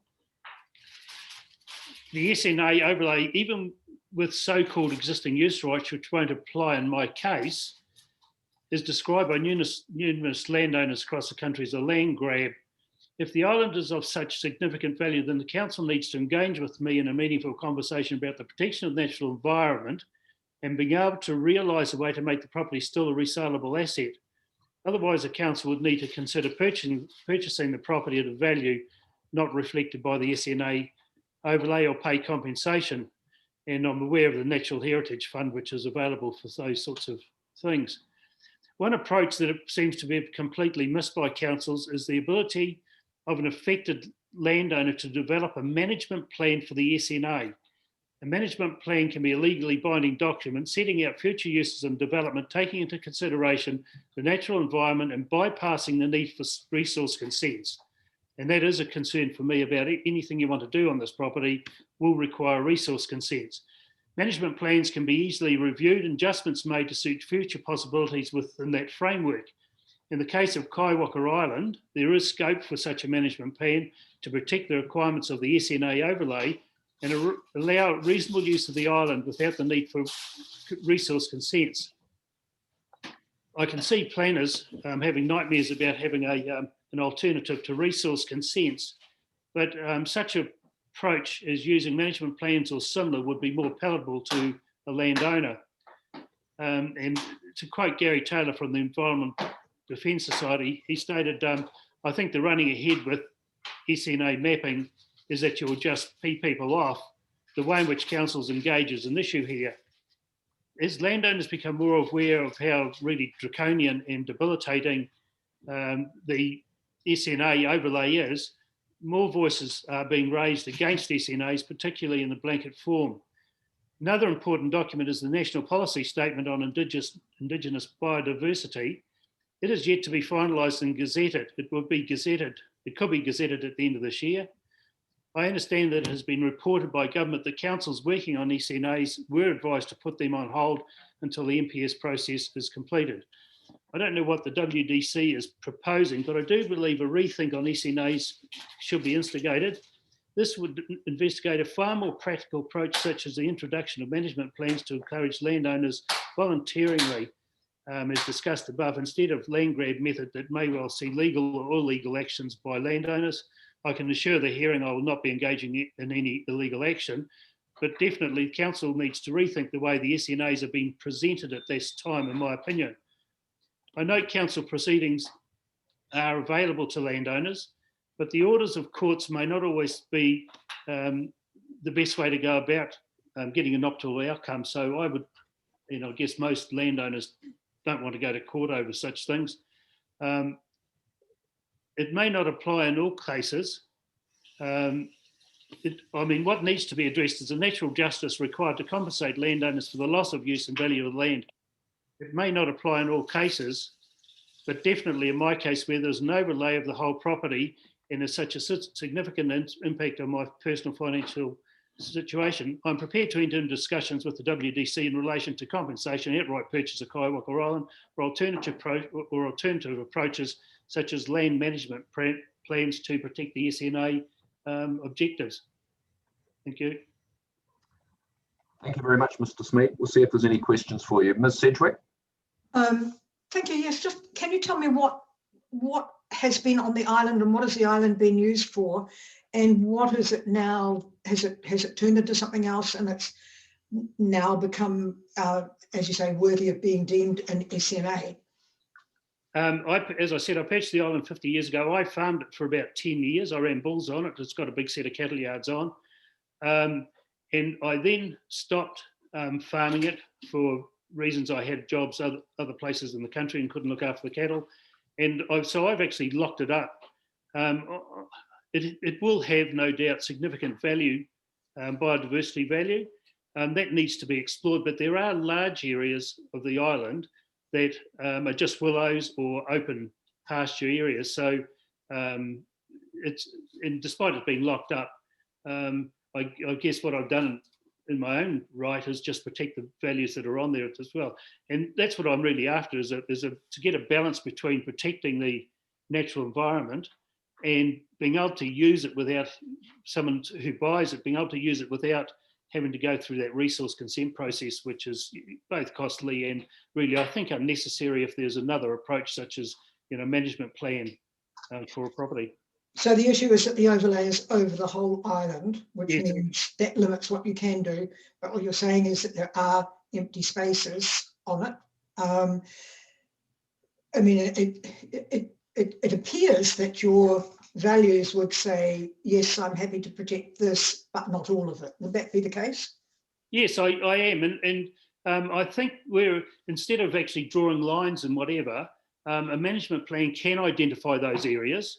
And then whoever purchases the property, and to be fair, I have two people relatively interested in buying it. One's a farmer who wants to graze it, and one is another gentleman who he's interested in protecting the natural value as well, but they want to use it for camping and bits and pieces, which may or may not need resource consent. So where a land management plan comes into being is that it's much easier to negotiate with council, discuss with councils what you can do and can't do. It's a legally binding document, as you know. So that's really where I'm coming from, either that or if it's of such significant value, then someone needs to, government or local government needs to buy it and protect it, whatever, however it might be, Paul. I absolutely get your point. Thank you very much for your answer. That's really helpful. Thank you. Ms. Tiaho? No, I don't have any questions. I understand your submission. Thank you. Mr. Kearney? Mr. Smead, it sounds like you'd like someone from the council to go to the island and ground truth, what we call ground truth. In other words, work out exactly where the really significant natural areas are, discuss them with you, work out whether they should be protected, and leave the balance of the area free for you to do what you want. Is that sort of what you're looking for? Yes, that in one sense that is. Although I'm happy with an overlay if we had a management plan that was associated with it, so that whoever purchases the property doesn't have to go through that resource consenting process every time they want to do something. I mean, it lends itself to duck shooting with ponds, those sorts of things. They can be controlled through a plan. You know, it's white baiting. There's not a lot you can do with it apart from farming or locking it up. But no doubt there are values, and I certainly would appreciate someone from the council actually entering into some sort of discussion so that we can move forward on it. Yeah, I suppose the management plan is one option, but the problem with that is we might have to, once we do it for one property, we might have to do it for a whole lot of others, you see, and it clutters the plan. I agree with that. However, I might be probably the only person that the whole property's got an overlay. There can always be exceptions to circumstances, so long as they're warranted. But I mean, that's my views on it and my thoughts to try and make it easier to make the property resaleable without having to say to council, "Well, you buy it if you think it's that valuable." You know. Okay. You know, thanks for that. Thanks for your submission. It's very, very clear what you've set out. Just a couple from me, Mr. Smead.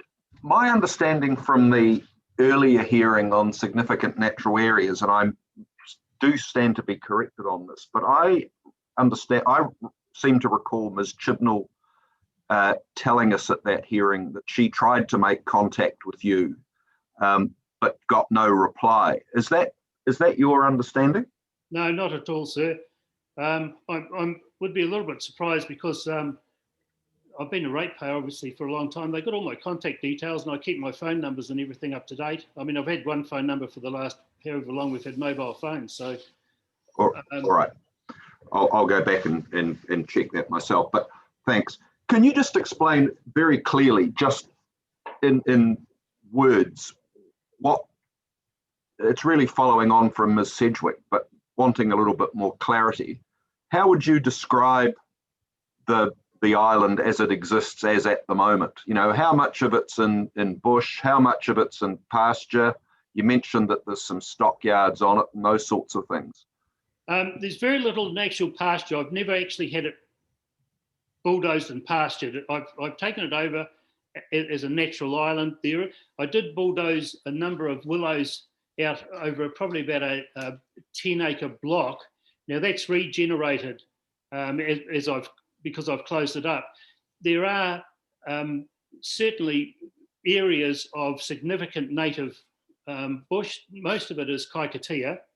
And there are remnants of rimu and other native timbers like that.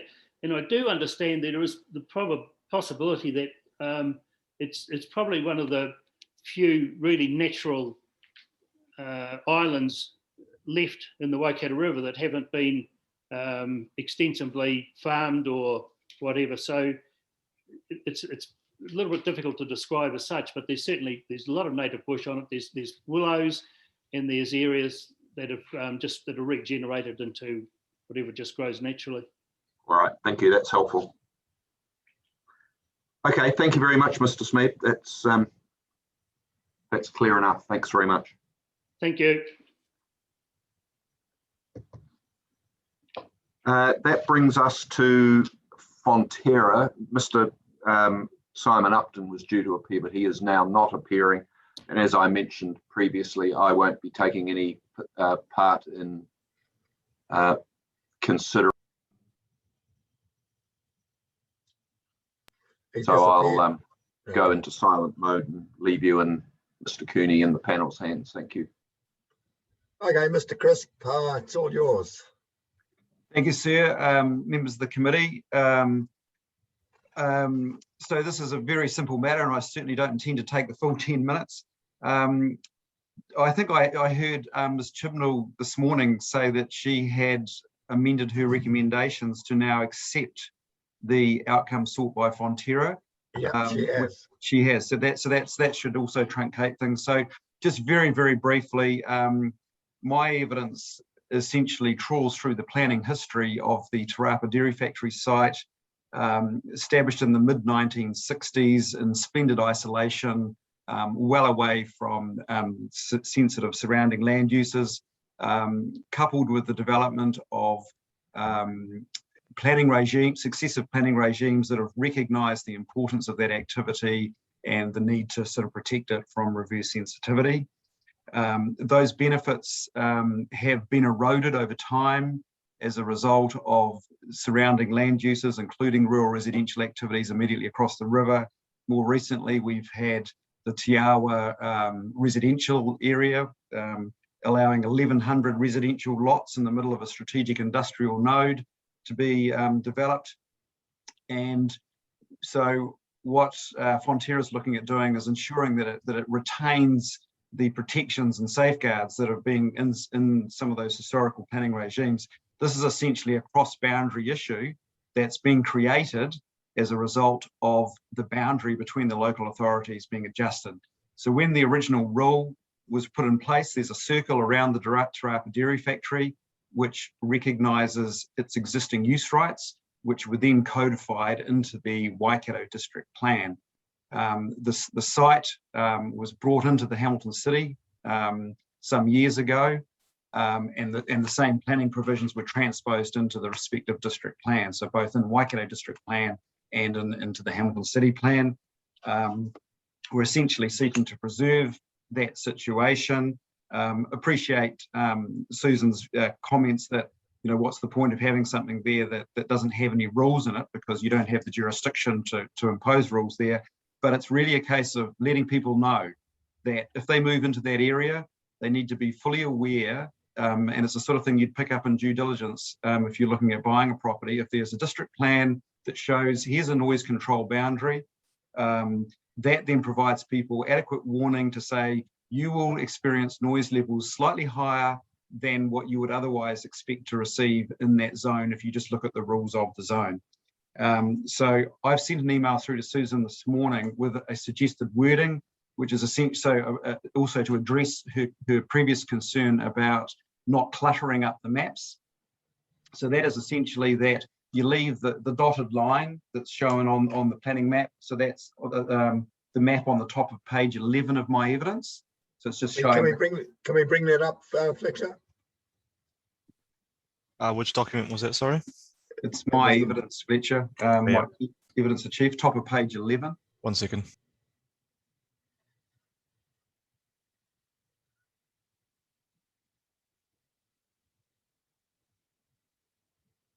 So just while Fletcher's doing that, I've emailed Susan with a suggested wording, which is essentially the wording of what would go in the legend of, see that dotted line, so the purple site, the dark purple site is the Tarapa Dairy Factory site, and the dotted red line that goes around it is the 45 dBA nighttime noise contour. And what I'm suggesting is that the legend would say, just repeating the title of the rule, which says Tarapa Dairy Manufacturing Site Noise Control Boundary, and then I'd suggest you put in brackets C Rule 25.8.3.8 of the Hamilton City District Plan. So it just serves as a note in the plan. People can see it. It's a fair warning, and it avoids come back to you as a council, and people going, well, hell, I didn't know about this. Because, you know, if I bought a property in the Waikato district, I wouldn't have thought to have looked in the Hamilton City District Plan. So this just provides a good example of what I regard as integrated management dealing with a cross-boundary issue. Just on that map, we're across the river, eh? Correct. The river is the boundary, sir. Yeah. Between the two districts, yeah. Yeah. Previously, both sides of the river were Waikato district down as far as the green area there. That was the old boundary with Hamilton City along Ruffle Road. Yeah. Yeah. Okay. Yeah. And so why haven't we got acoustic rules in there in our portion?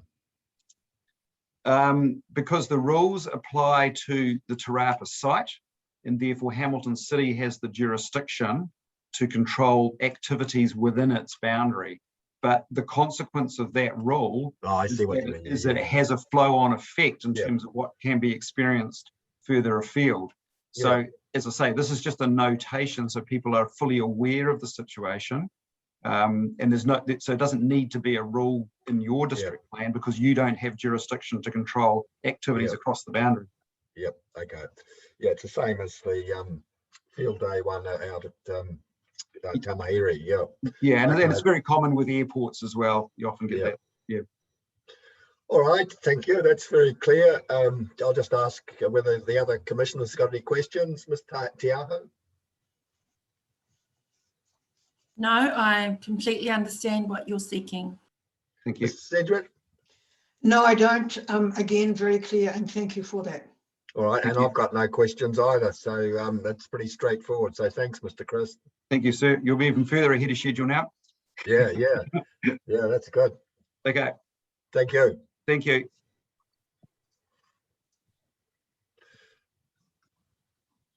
Thank you, everybody. We're now due to hear from Kāinga Ora. Mr. Sharman, please. Yes, morning, Commissioners. Can you hear me okay? Yes, thank you. Thank you. Thank you for the time to appear. So my name's Craig Sharman. I work for Becca here in the Hamilton office and are appearing on behalf of Kāinga Ora. And I've appeared in front of you at hearing 27 on natural hazards and on several other occasions. So, so my evidence is dated 21 June, and there was also a summary statement on 7 July, or dated 7 July. And the summary statement obviously is a shortened version of the evidence in chief, but it's also, there's a short response in there to the rebuttal. So, and it's worthwhile just having the Section 42A report author rebuttal statement handy. So this is hearing 28, but in terms of natural hazards, and there are 5 Kāinga Ora submission points that are of relevance. And so, as you'll know already, hearing 28 is effectively a kind of a sweep up of a few remaining points. And so, in that regard, in terms of the Kāinga Ora hearing 28 points, are very much connected to the hearing 27 natural hazard points. And I just sort of urge you, I suppose, to kind of consider that as a package in terms of the Kāinga Ora statements of evidence that I've provided, and also our appearance with Mr. Allen at hearing 27. So whilst there are 5 submission points in my evidence, really I'm here today to just talk about one, which is policy 15.2.111. And so that's Kāinga Ora submission point 2094.7. And it's just in respect of the wording of the policy. So the policy is all about situations where subdivision use and development should be avoided, where it potentially involves protection structures. And so it's a reasonably specific policy that will only apply in some circumstances. But the statement of evidence, I should start with the Kāinga Ora submission point, which is that it should be retained as it was notified. The Section 42A reporting author has recommended some changes in response to a Waikato Regional Council submission point, and my evidence in chief then describes some concerns that I had with that. And that's really around some of the changes to the phrases. So, so through the recommendation in front of you, Commissioners, from the Section 42A report author, the phrase areas at risk from natural hazards was being inserted, and removing some of the specific hazard mapped area references in the policy. The rebuttal statement, I was really pleased to see, actually looked seriously at Kāinga Ora's point in my evidence, and then subsequently made a further kind of recommendation, which was really to just change some of the wording, areas at risk from natural hazards, to areas at risk of flooding or inundation, and then also to add a second clause, a clause B, just around a sort of a clarification around what's meant by a structural protection work under the policy, and that it excludes just sort of common building platform type structures. And so, whilst they're all useful points of clarification, I'd consider that the point of my evidence really remains, which is that given that the policy is an avoid policy, it's quite a high threshold. It just needs to be very clear what we're avoiding and in what circumstances we're seeking to avoid. And so the policy as notified was very specific on that, in terms of it was the high risk flood area, the high risk coastal hazard inundation area, and also the high risk coastal hazard erosion area. So it was very specific, and they're all mapped areas, and I think it was very clear to all parties where that policy would apply and where it didn't. And so the effect of the recommendation to accept the Waikato Regional Council point was to very much widen the kind of ambit of that wording and when the policy would come into play and when it wouldn't. And it also creates a sort of a disconnect with the attached rule framework where there will be circumstances where resource consent is triggered by the rules, and they're still going to be triggered by the actual hazard areas that are being deleted from the policy. So it kind of creates a bit of a disconnect.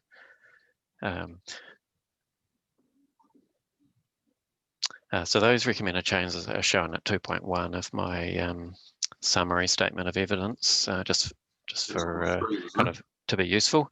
I've got that on the screen if you can. Oh yes, thank you. I'll just move things on my screen if I can. Yeah, exactly. So that shows quite effectively then, I suppose, the series of changes. So in black text, that's the change in the original Section 42A report author, and then the blue is the rebuttal evidence. So you're able to see the kind of evolution of changes. So, I mean, in my view, whilst there are some qualifications in the policy, which despite the avoid wording, it's still where there's the phrase where the formation of a raised building platform. Sorry, I've just lost my thought. The word where qualifies the policy in terms of it applies only where structural kind of protection measures are required. So it's not in all situations. And also that clause B in itself is a qualification. So, that's useful in that regard. But the inclusion of the mapped areas within the policy as was originally notified will still be a clearer policy in my view, and that's what I'm promoting to your commissioners. I consider that the policy as notified really remains superior to the various changes that have been recommended to you through your Section 42A reporting planner, and that includes the rebuttal. So whilst the rebuttal amendments are better, I still consider that the as notified version of the policy is the superior one. So that's really all I wish to bring to you. Obviously happy to answer any questions on that. Thank you, Mr. Sharman. That is pretty clear, and this is, we traversed this issue in some detail at the natural hazards hearing, but not in relation to your submission specifically. So the provision is familiar to us, but we'll see if there's any questions. Ms. Tiaho? No questions, thank you. Ms. Sedgwick? No, I have no questions. It's all been very, very clear. Thank you. Mr. Cooney?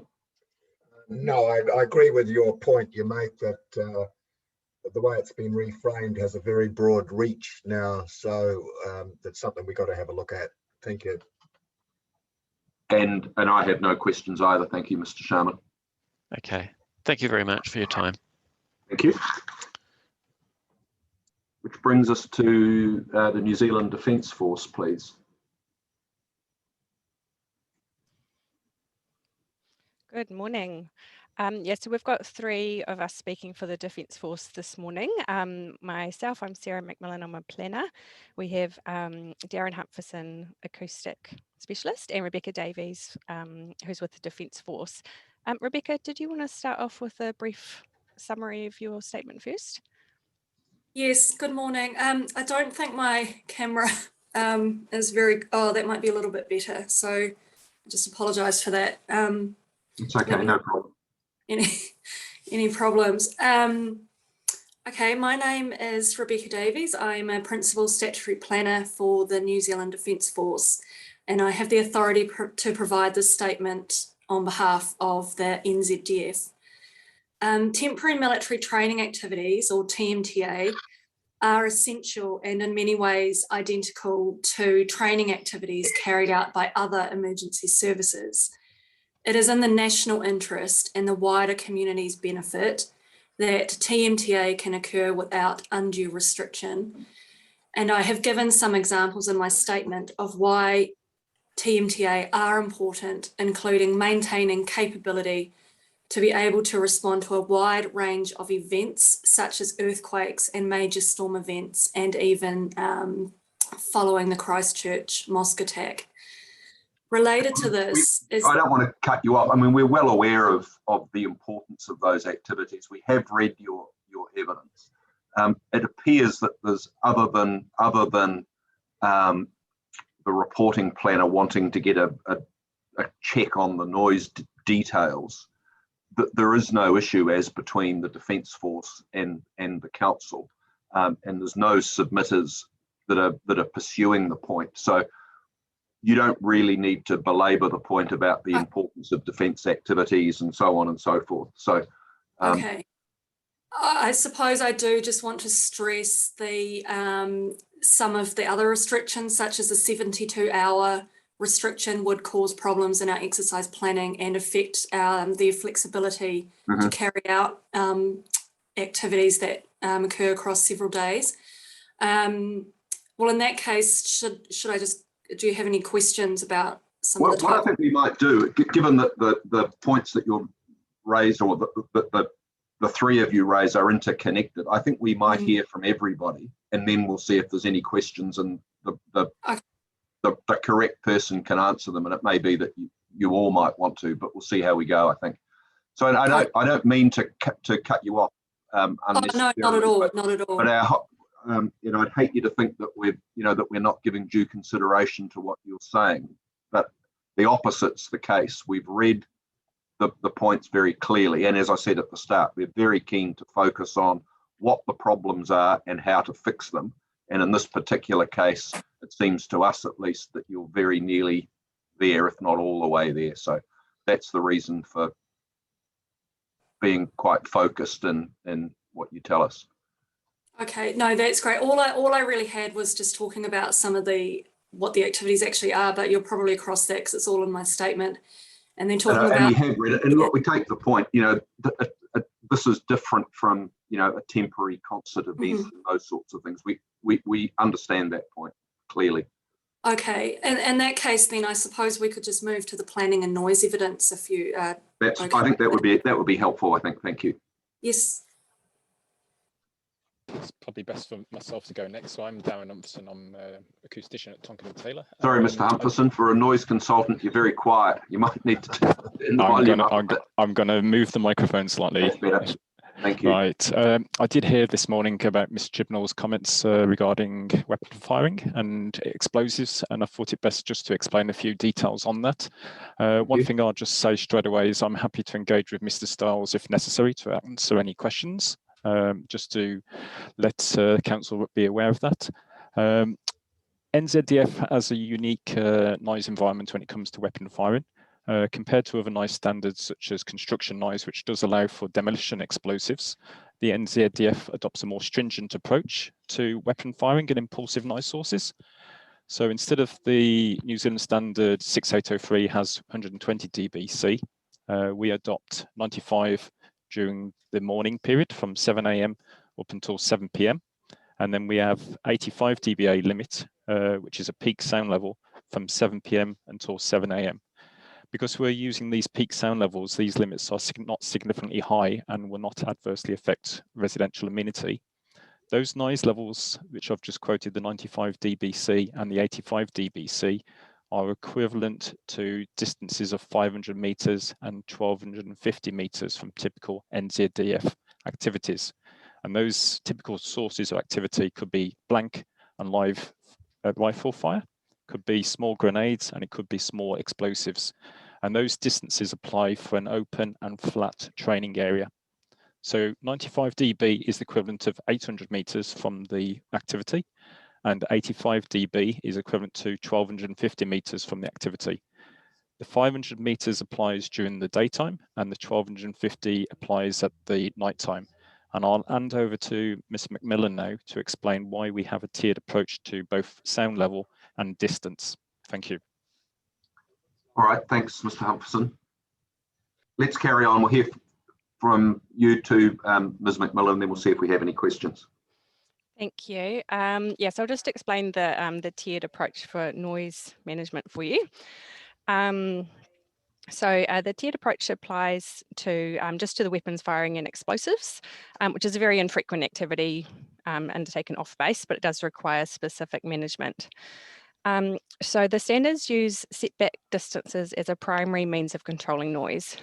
The setbacks have the benefit of being much easier for the layperson to understand, easier for NZDF to plan their activities, and easier for council to assess compliance with.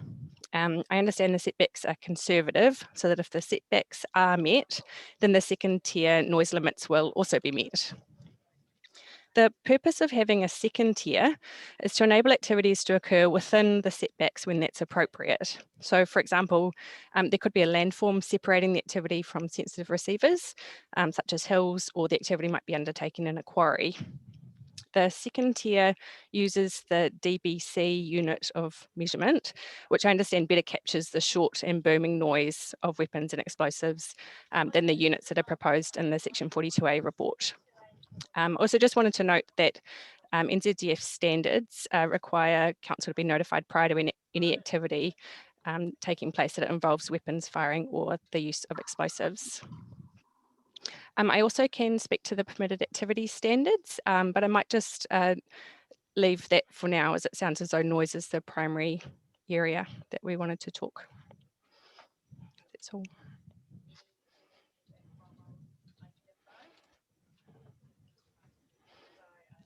I think I'll just explain one thing, Mr. Chair. From this morning's conversation from Ms. Chibnall, she was, I think there was a bit of confusion that we do have a tiered approach to managing impulse noise from weapon fire. So first of all, you have the distance. If you can't comply with that, then it falls to the second tier. So we have got a two-tier approach to managing the noise from weapon fire and explosives.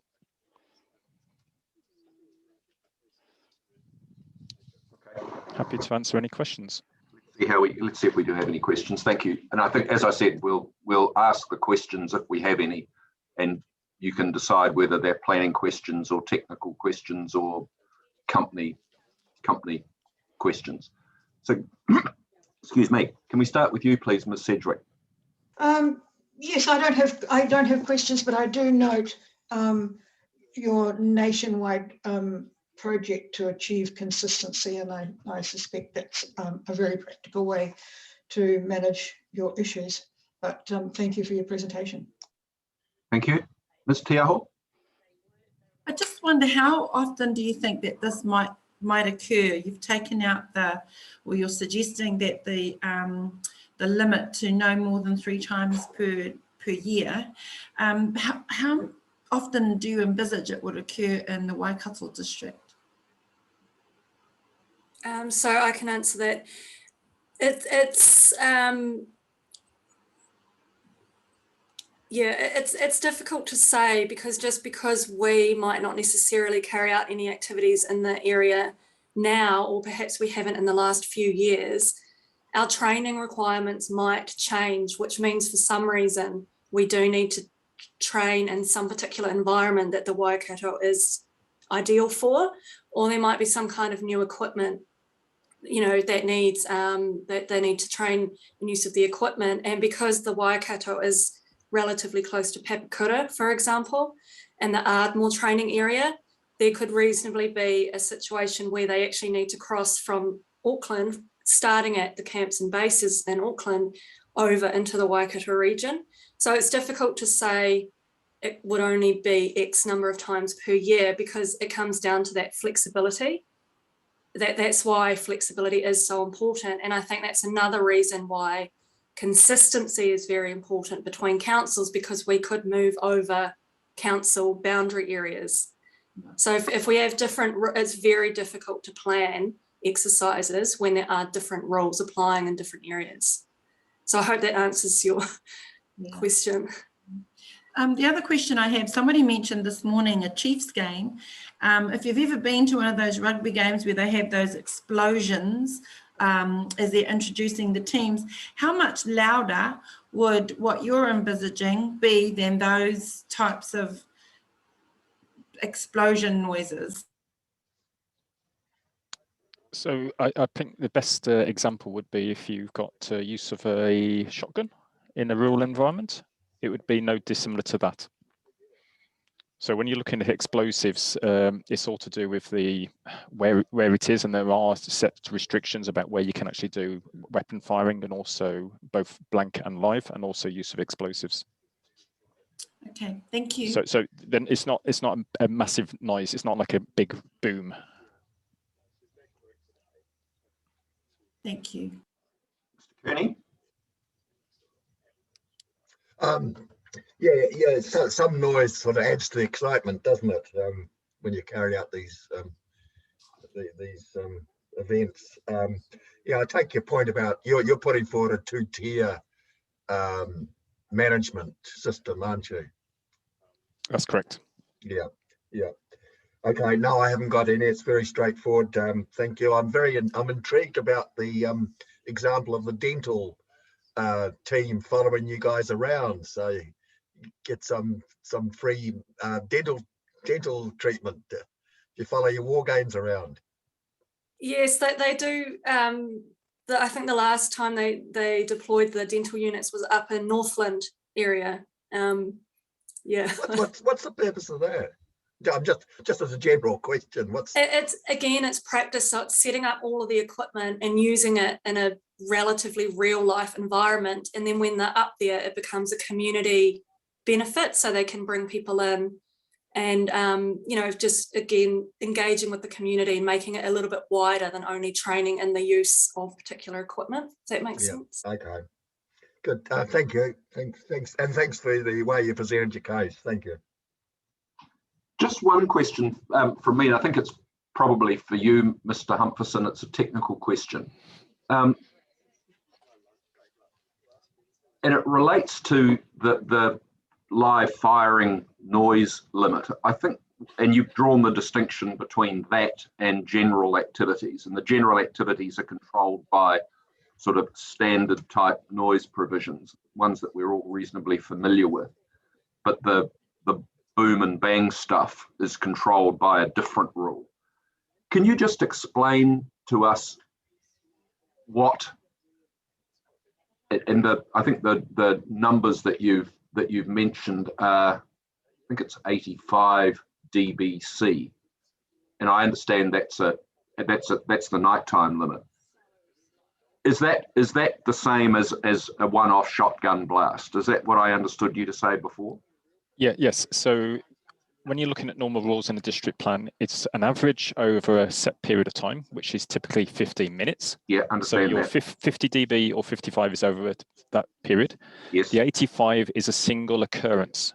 So if you set off one explosion, or you fired a blank rifle or a live rifle, then it's just a single occurrence, 85 at night and 95 during the daytime. And that's effectively the noise that a shotgun would. Correct. Yes. Would make, so yeah. I suppose the question is, I understand there's a difference between averaging over a period of time and these one-off, quite loud events. But what's to stop you having, a full-blown war, if you like, so that there's one of these going off every 20 seconds, 31 days? So this comes into just being a good neighbour, which I think Ms. Davies can answer on that. But yes, you're right that there isn't a limit in terms of the number of these so-called events that could occur. It would be in terms of the context of the training activity that takes place, and that's where NZDF would be a good neighbour in that respect. There's nothing in the rules that mention good neighbourly things, and it's pretty hard to control. I guess. Are they, just to be really clear, are these rules that you're proposing here included in any other district plan? I know you've said that you're taking a consistent approach across the country, but have these rules made it into any operative plans yet? Yes, they have. I'll let Sarah or Rebecca explain which councils have undertaken that. We don't need to know the names of all of them, but are they quite widely used? So, yes, yeah. Elsewhere, I guess, is the question. Yes, Sarah might want to add, but there's at least, is it 12 councils, Sarah, or is it not that many? don't have the exact number in front of me, but in paragraph 15 of my evidence, I do set out some of the councils that have adopted NZDFs. Is that adopted them though in terms of being operative, or are they in proposed plans? I believe those ones that are listed are all operative, and then there's additional proposed plans on top of that. Right. It has been a long time that Defence has been making submissions for these consistent provisions. And you'll see in my evidence as well, there's even a couple of councils that didn't deem it necessary to control military training at all. Is it normal? I mean, where are these activities normally carried out? Like if you were in the Waikato, presumably you'd need to get landowner approval if it was on either council land in a reserve or on farmland or in a bush block or something. Is that the way it normally works?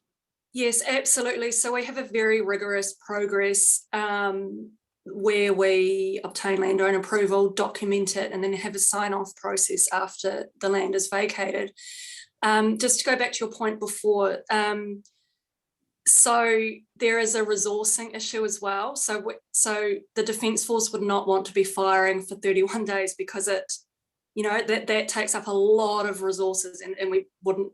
That's extremely expensive as well. But I take resources. You mean ammunition? The actual ammunition and the people power as well, because there's very rigorous health and safety restrictions for any firing activities. As an example, when we carried out our last biggest exercise, Southern Katapo, which was 2017 now, the firing activities occurred in a race course, and that exercise was about 6 weeks, but the actual duration of the firing component was a few hours on a few different days. It was not a continuous, because they physically, the men and women doing this can't physically do that for an extended period of time anyway. So the firing, yes, took place in a race course in that situation. So they would look to use similar facilities or areas in the Waikato district where there's likely to be less residential development around. And it is the good neighbour thing. Aside from rules and plans, they do letterbox drops. There's engagement with the local community. We have internal processes as well. Okay, that's clear enough. Thank you very much. Appreciate the clarification. Thank you very much for your time this morning. Thank you. Thank you. Which brings us to our last submitter of today, and in fact our last submitter for the district plan hearings as a whole, which is you, Mr. Wells, from 1 Old Topiri Road. Yeah, I'm here now. Can you hear me? Yes, thank you. Okay. Can I just put up I just want to double check. I've just done this off the internet. Is this your property?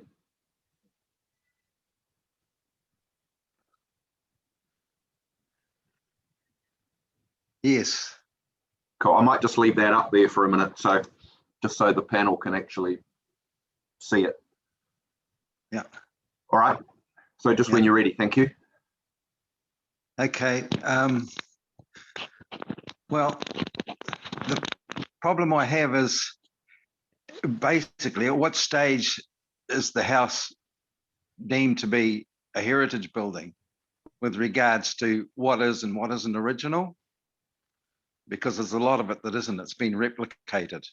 Mm-hmm. And so that's what I want clarification around, because at some stage, if it's not original, what are we preserving?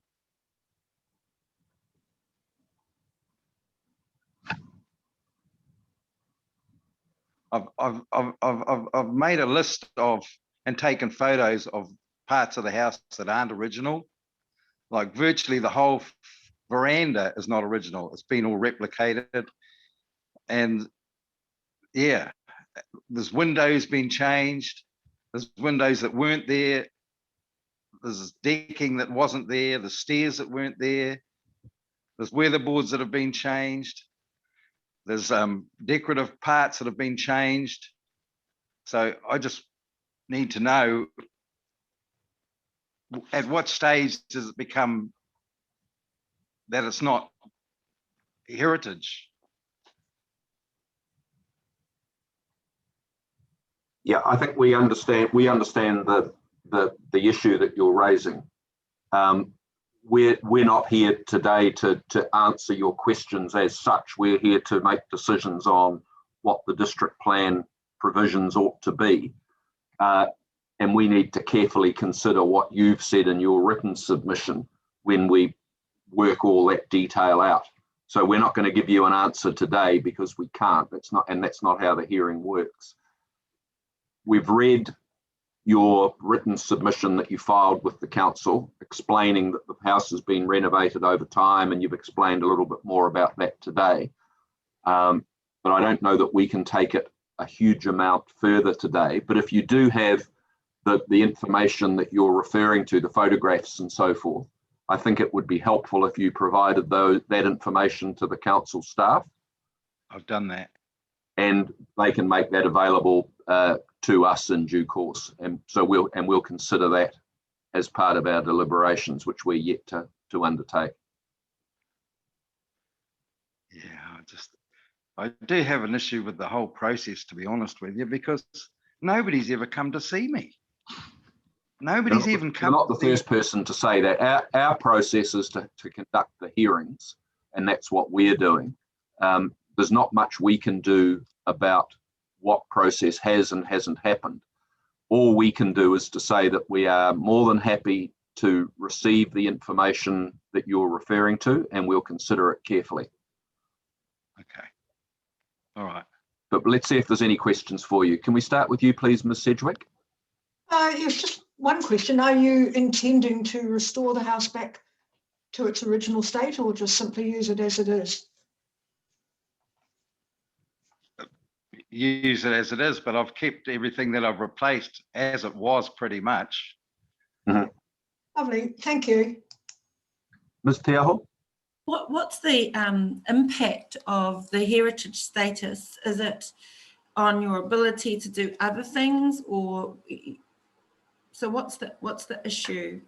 Yeah, that's part of the issue. Yes. That you now can't do what you want because there are limitations. Do you have plans to demolish it and subdivide it, or? No, I have, as I said in my letter that I submitted, I don't intend to sell it. Right. But I don't want to be hamstrung by a whole lot of regulations that are going to stop me from maintaining it, because that's, like I say, there's certain parts of it, like the veranda's dropping down, it needs repair.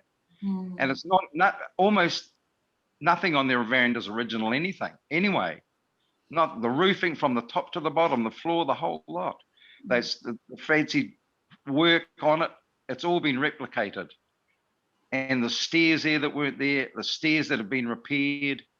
So I want to keep maintaining it, but I don't want to be having to go through a laborious process of having to get approvals to keep it maintained. Okay. Yeah. Thank you. I completely understand your frustration. Thank you. Mr. Kearney, any questions from you? Thank you very much.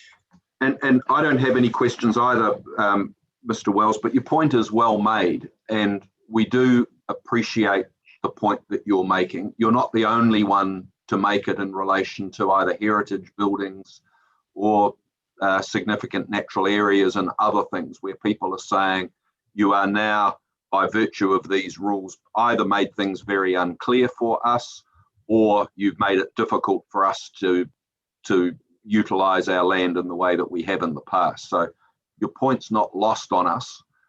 We just need to get to the bottom of the factual situation, and we'll reflect that in our final decisions. Thank you very much. So thank you for your time today. Thank you. Thank you. Thanks.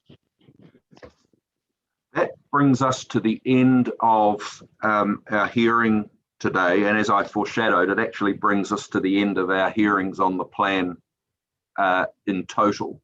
We've now got a lot of work to do in terms of issuing decisions, which we'll do over the coming months. But just in closing, there's a couple of things I do want to say for the record, even though our audience has shrunk compared to what we've had at earlier hearings. And in fact, our entire panel's not sitting on this particular hearing. But I do want to thank all the submitters and all the witnesses that have appeared over probably, I don't know how many days of hearings that we've sat on, but it's multiple, probably in the order of 100 is my guess. We very much appreciate the detail that's been provided, the way that the information's been presented to us, the courtesy shown to us and to each other, and we're very, very grateful for that.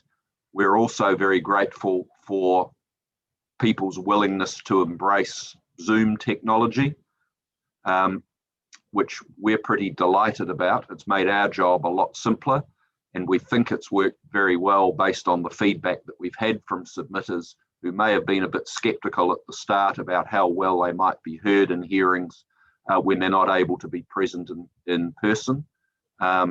The feedback we've had has been very positive in that regard, and people feeling, well, it's actually worked pretty well because they don't have to jump in the car and go to Ngaruawahia for a hearing.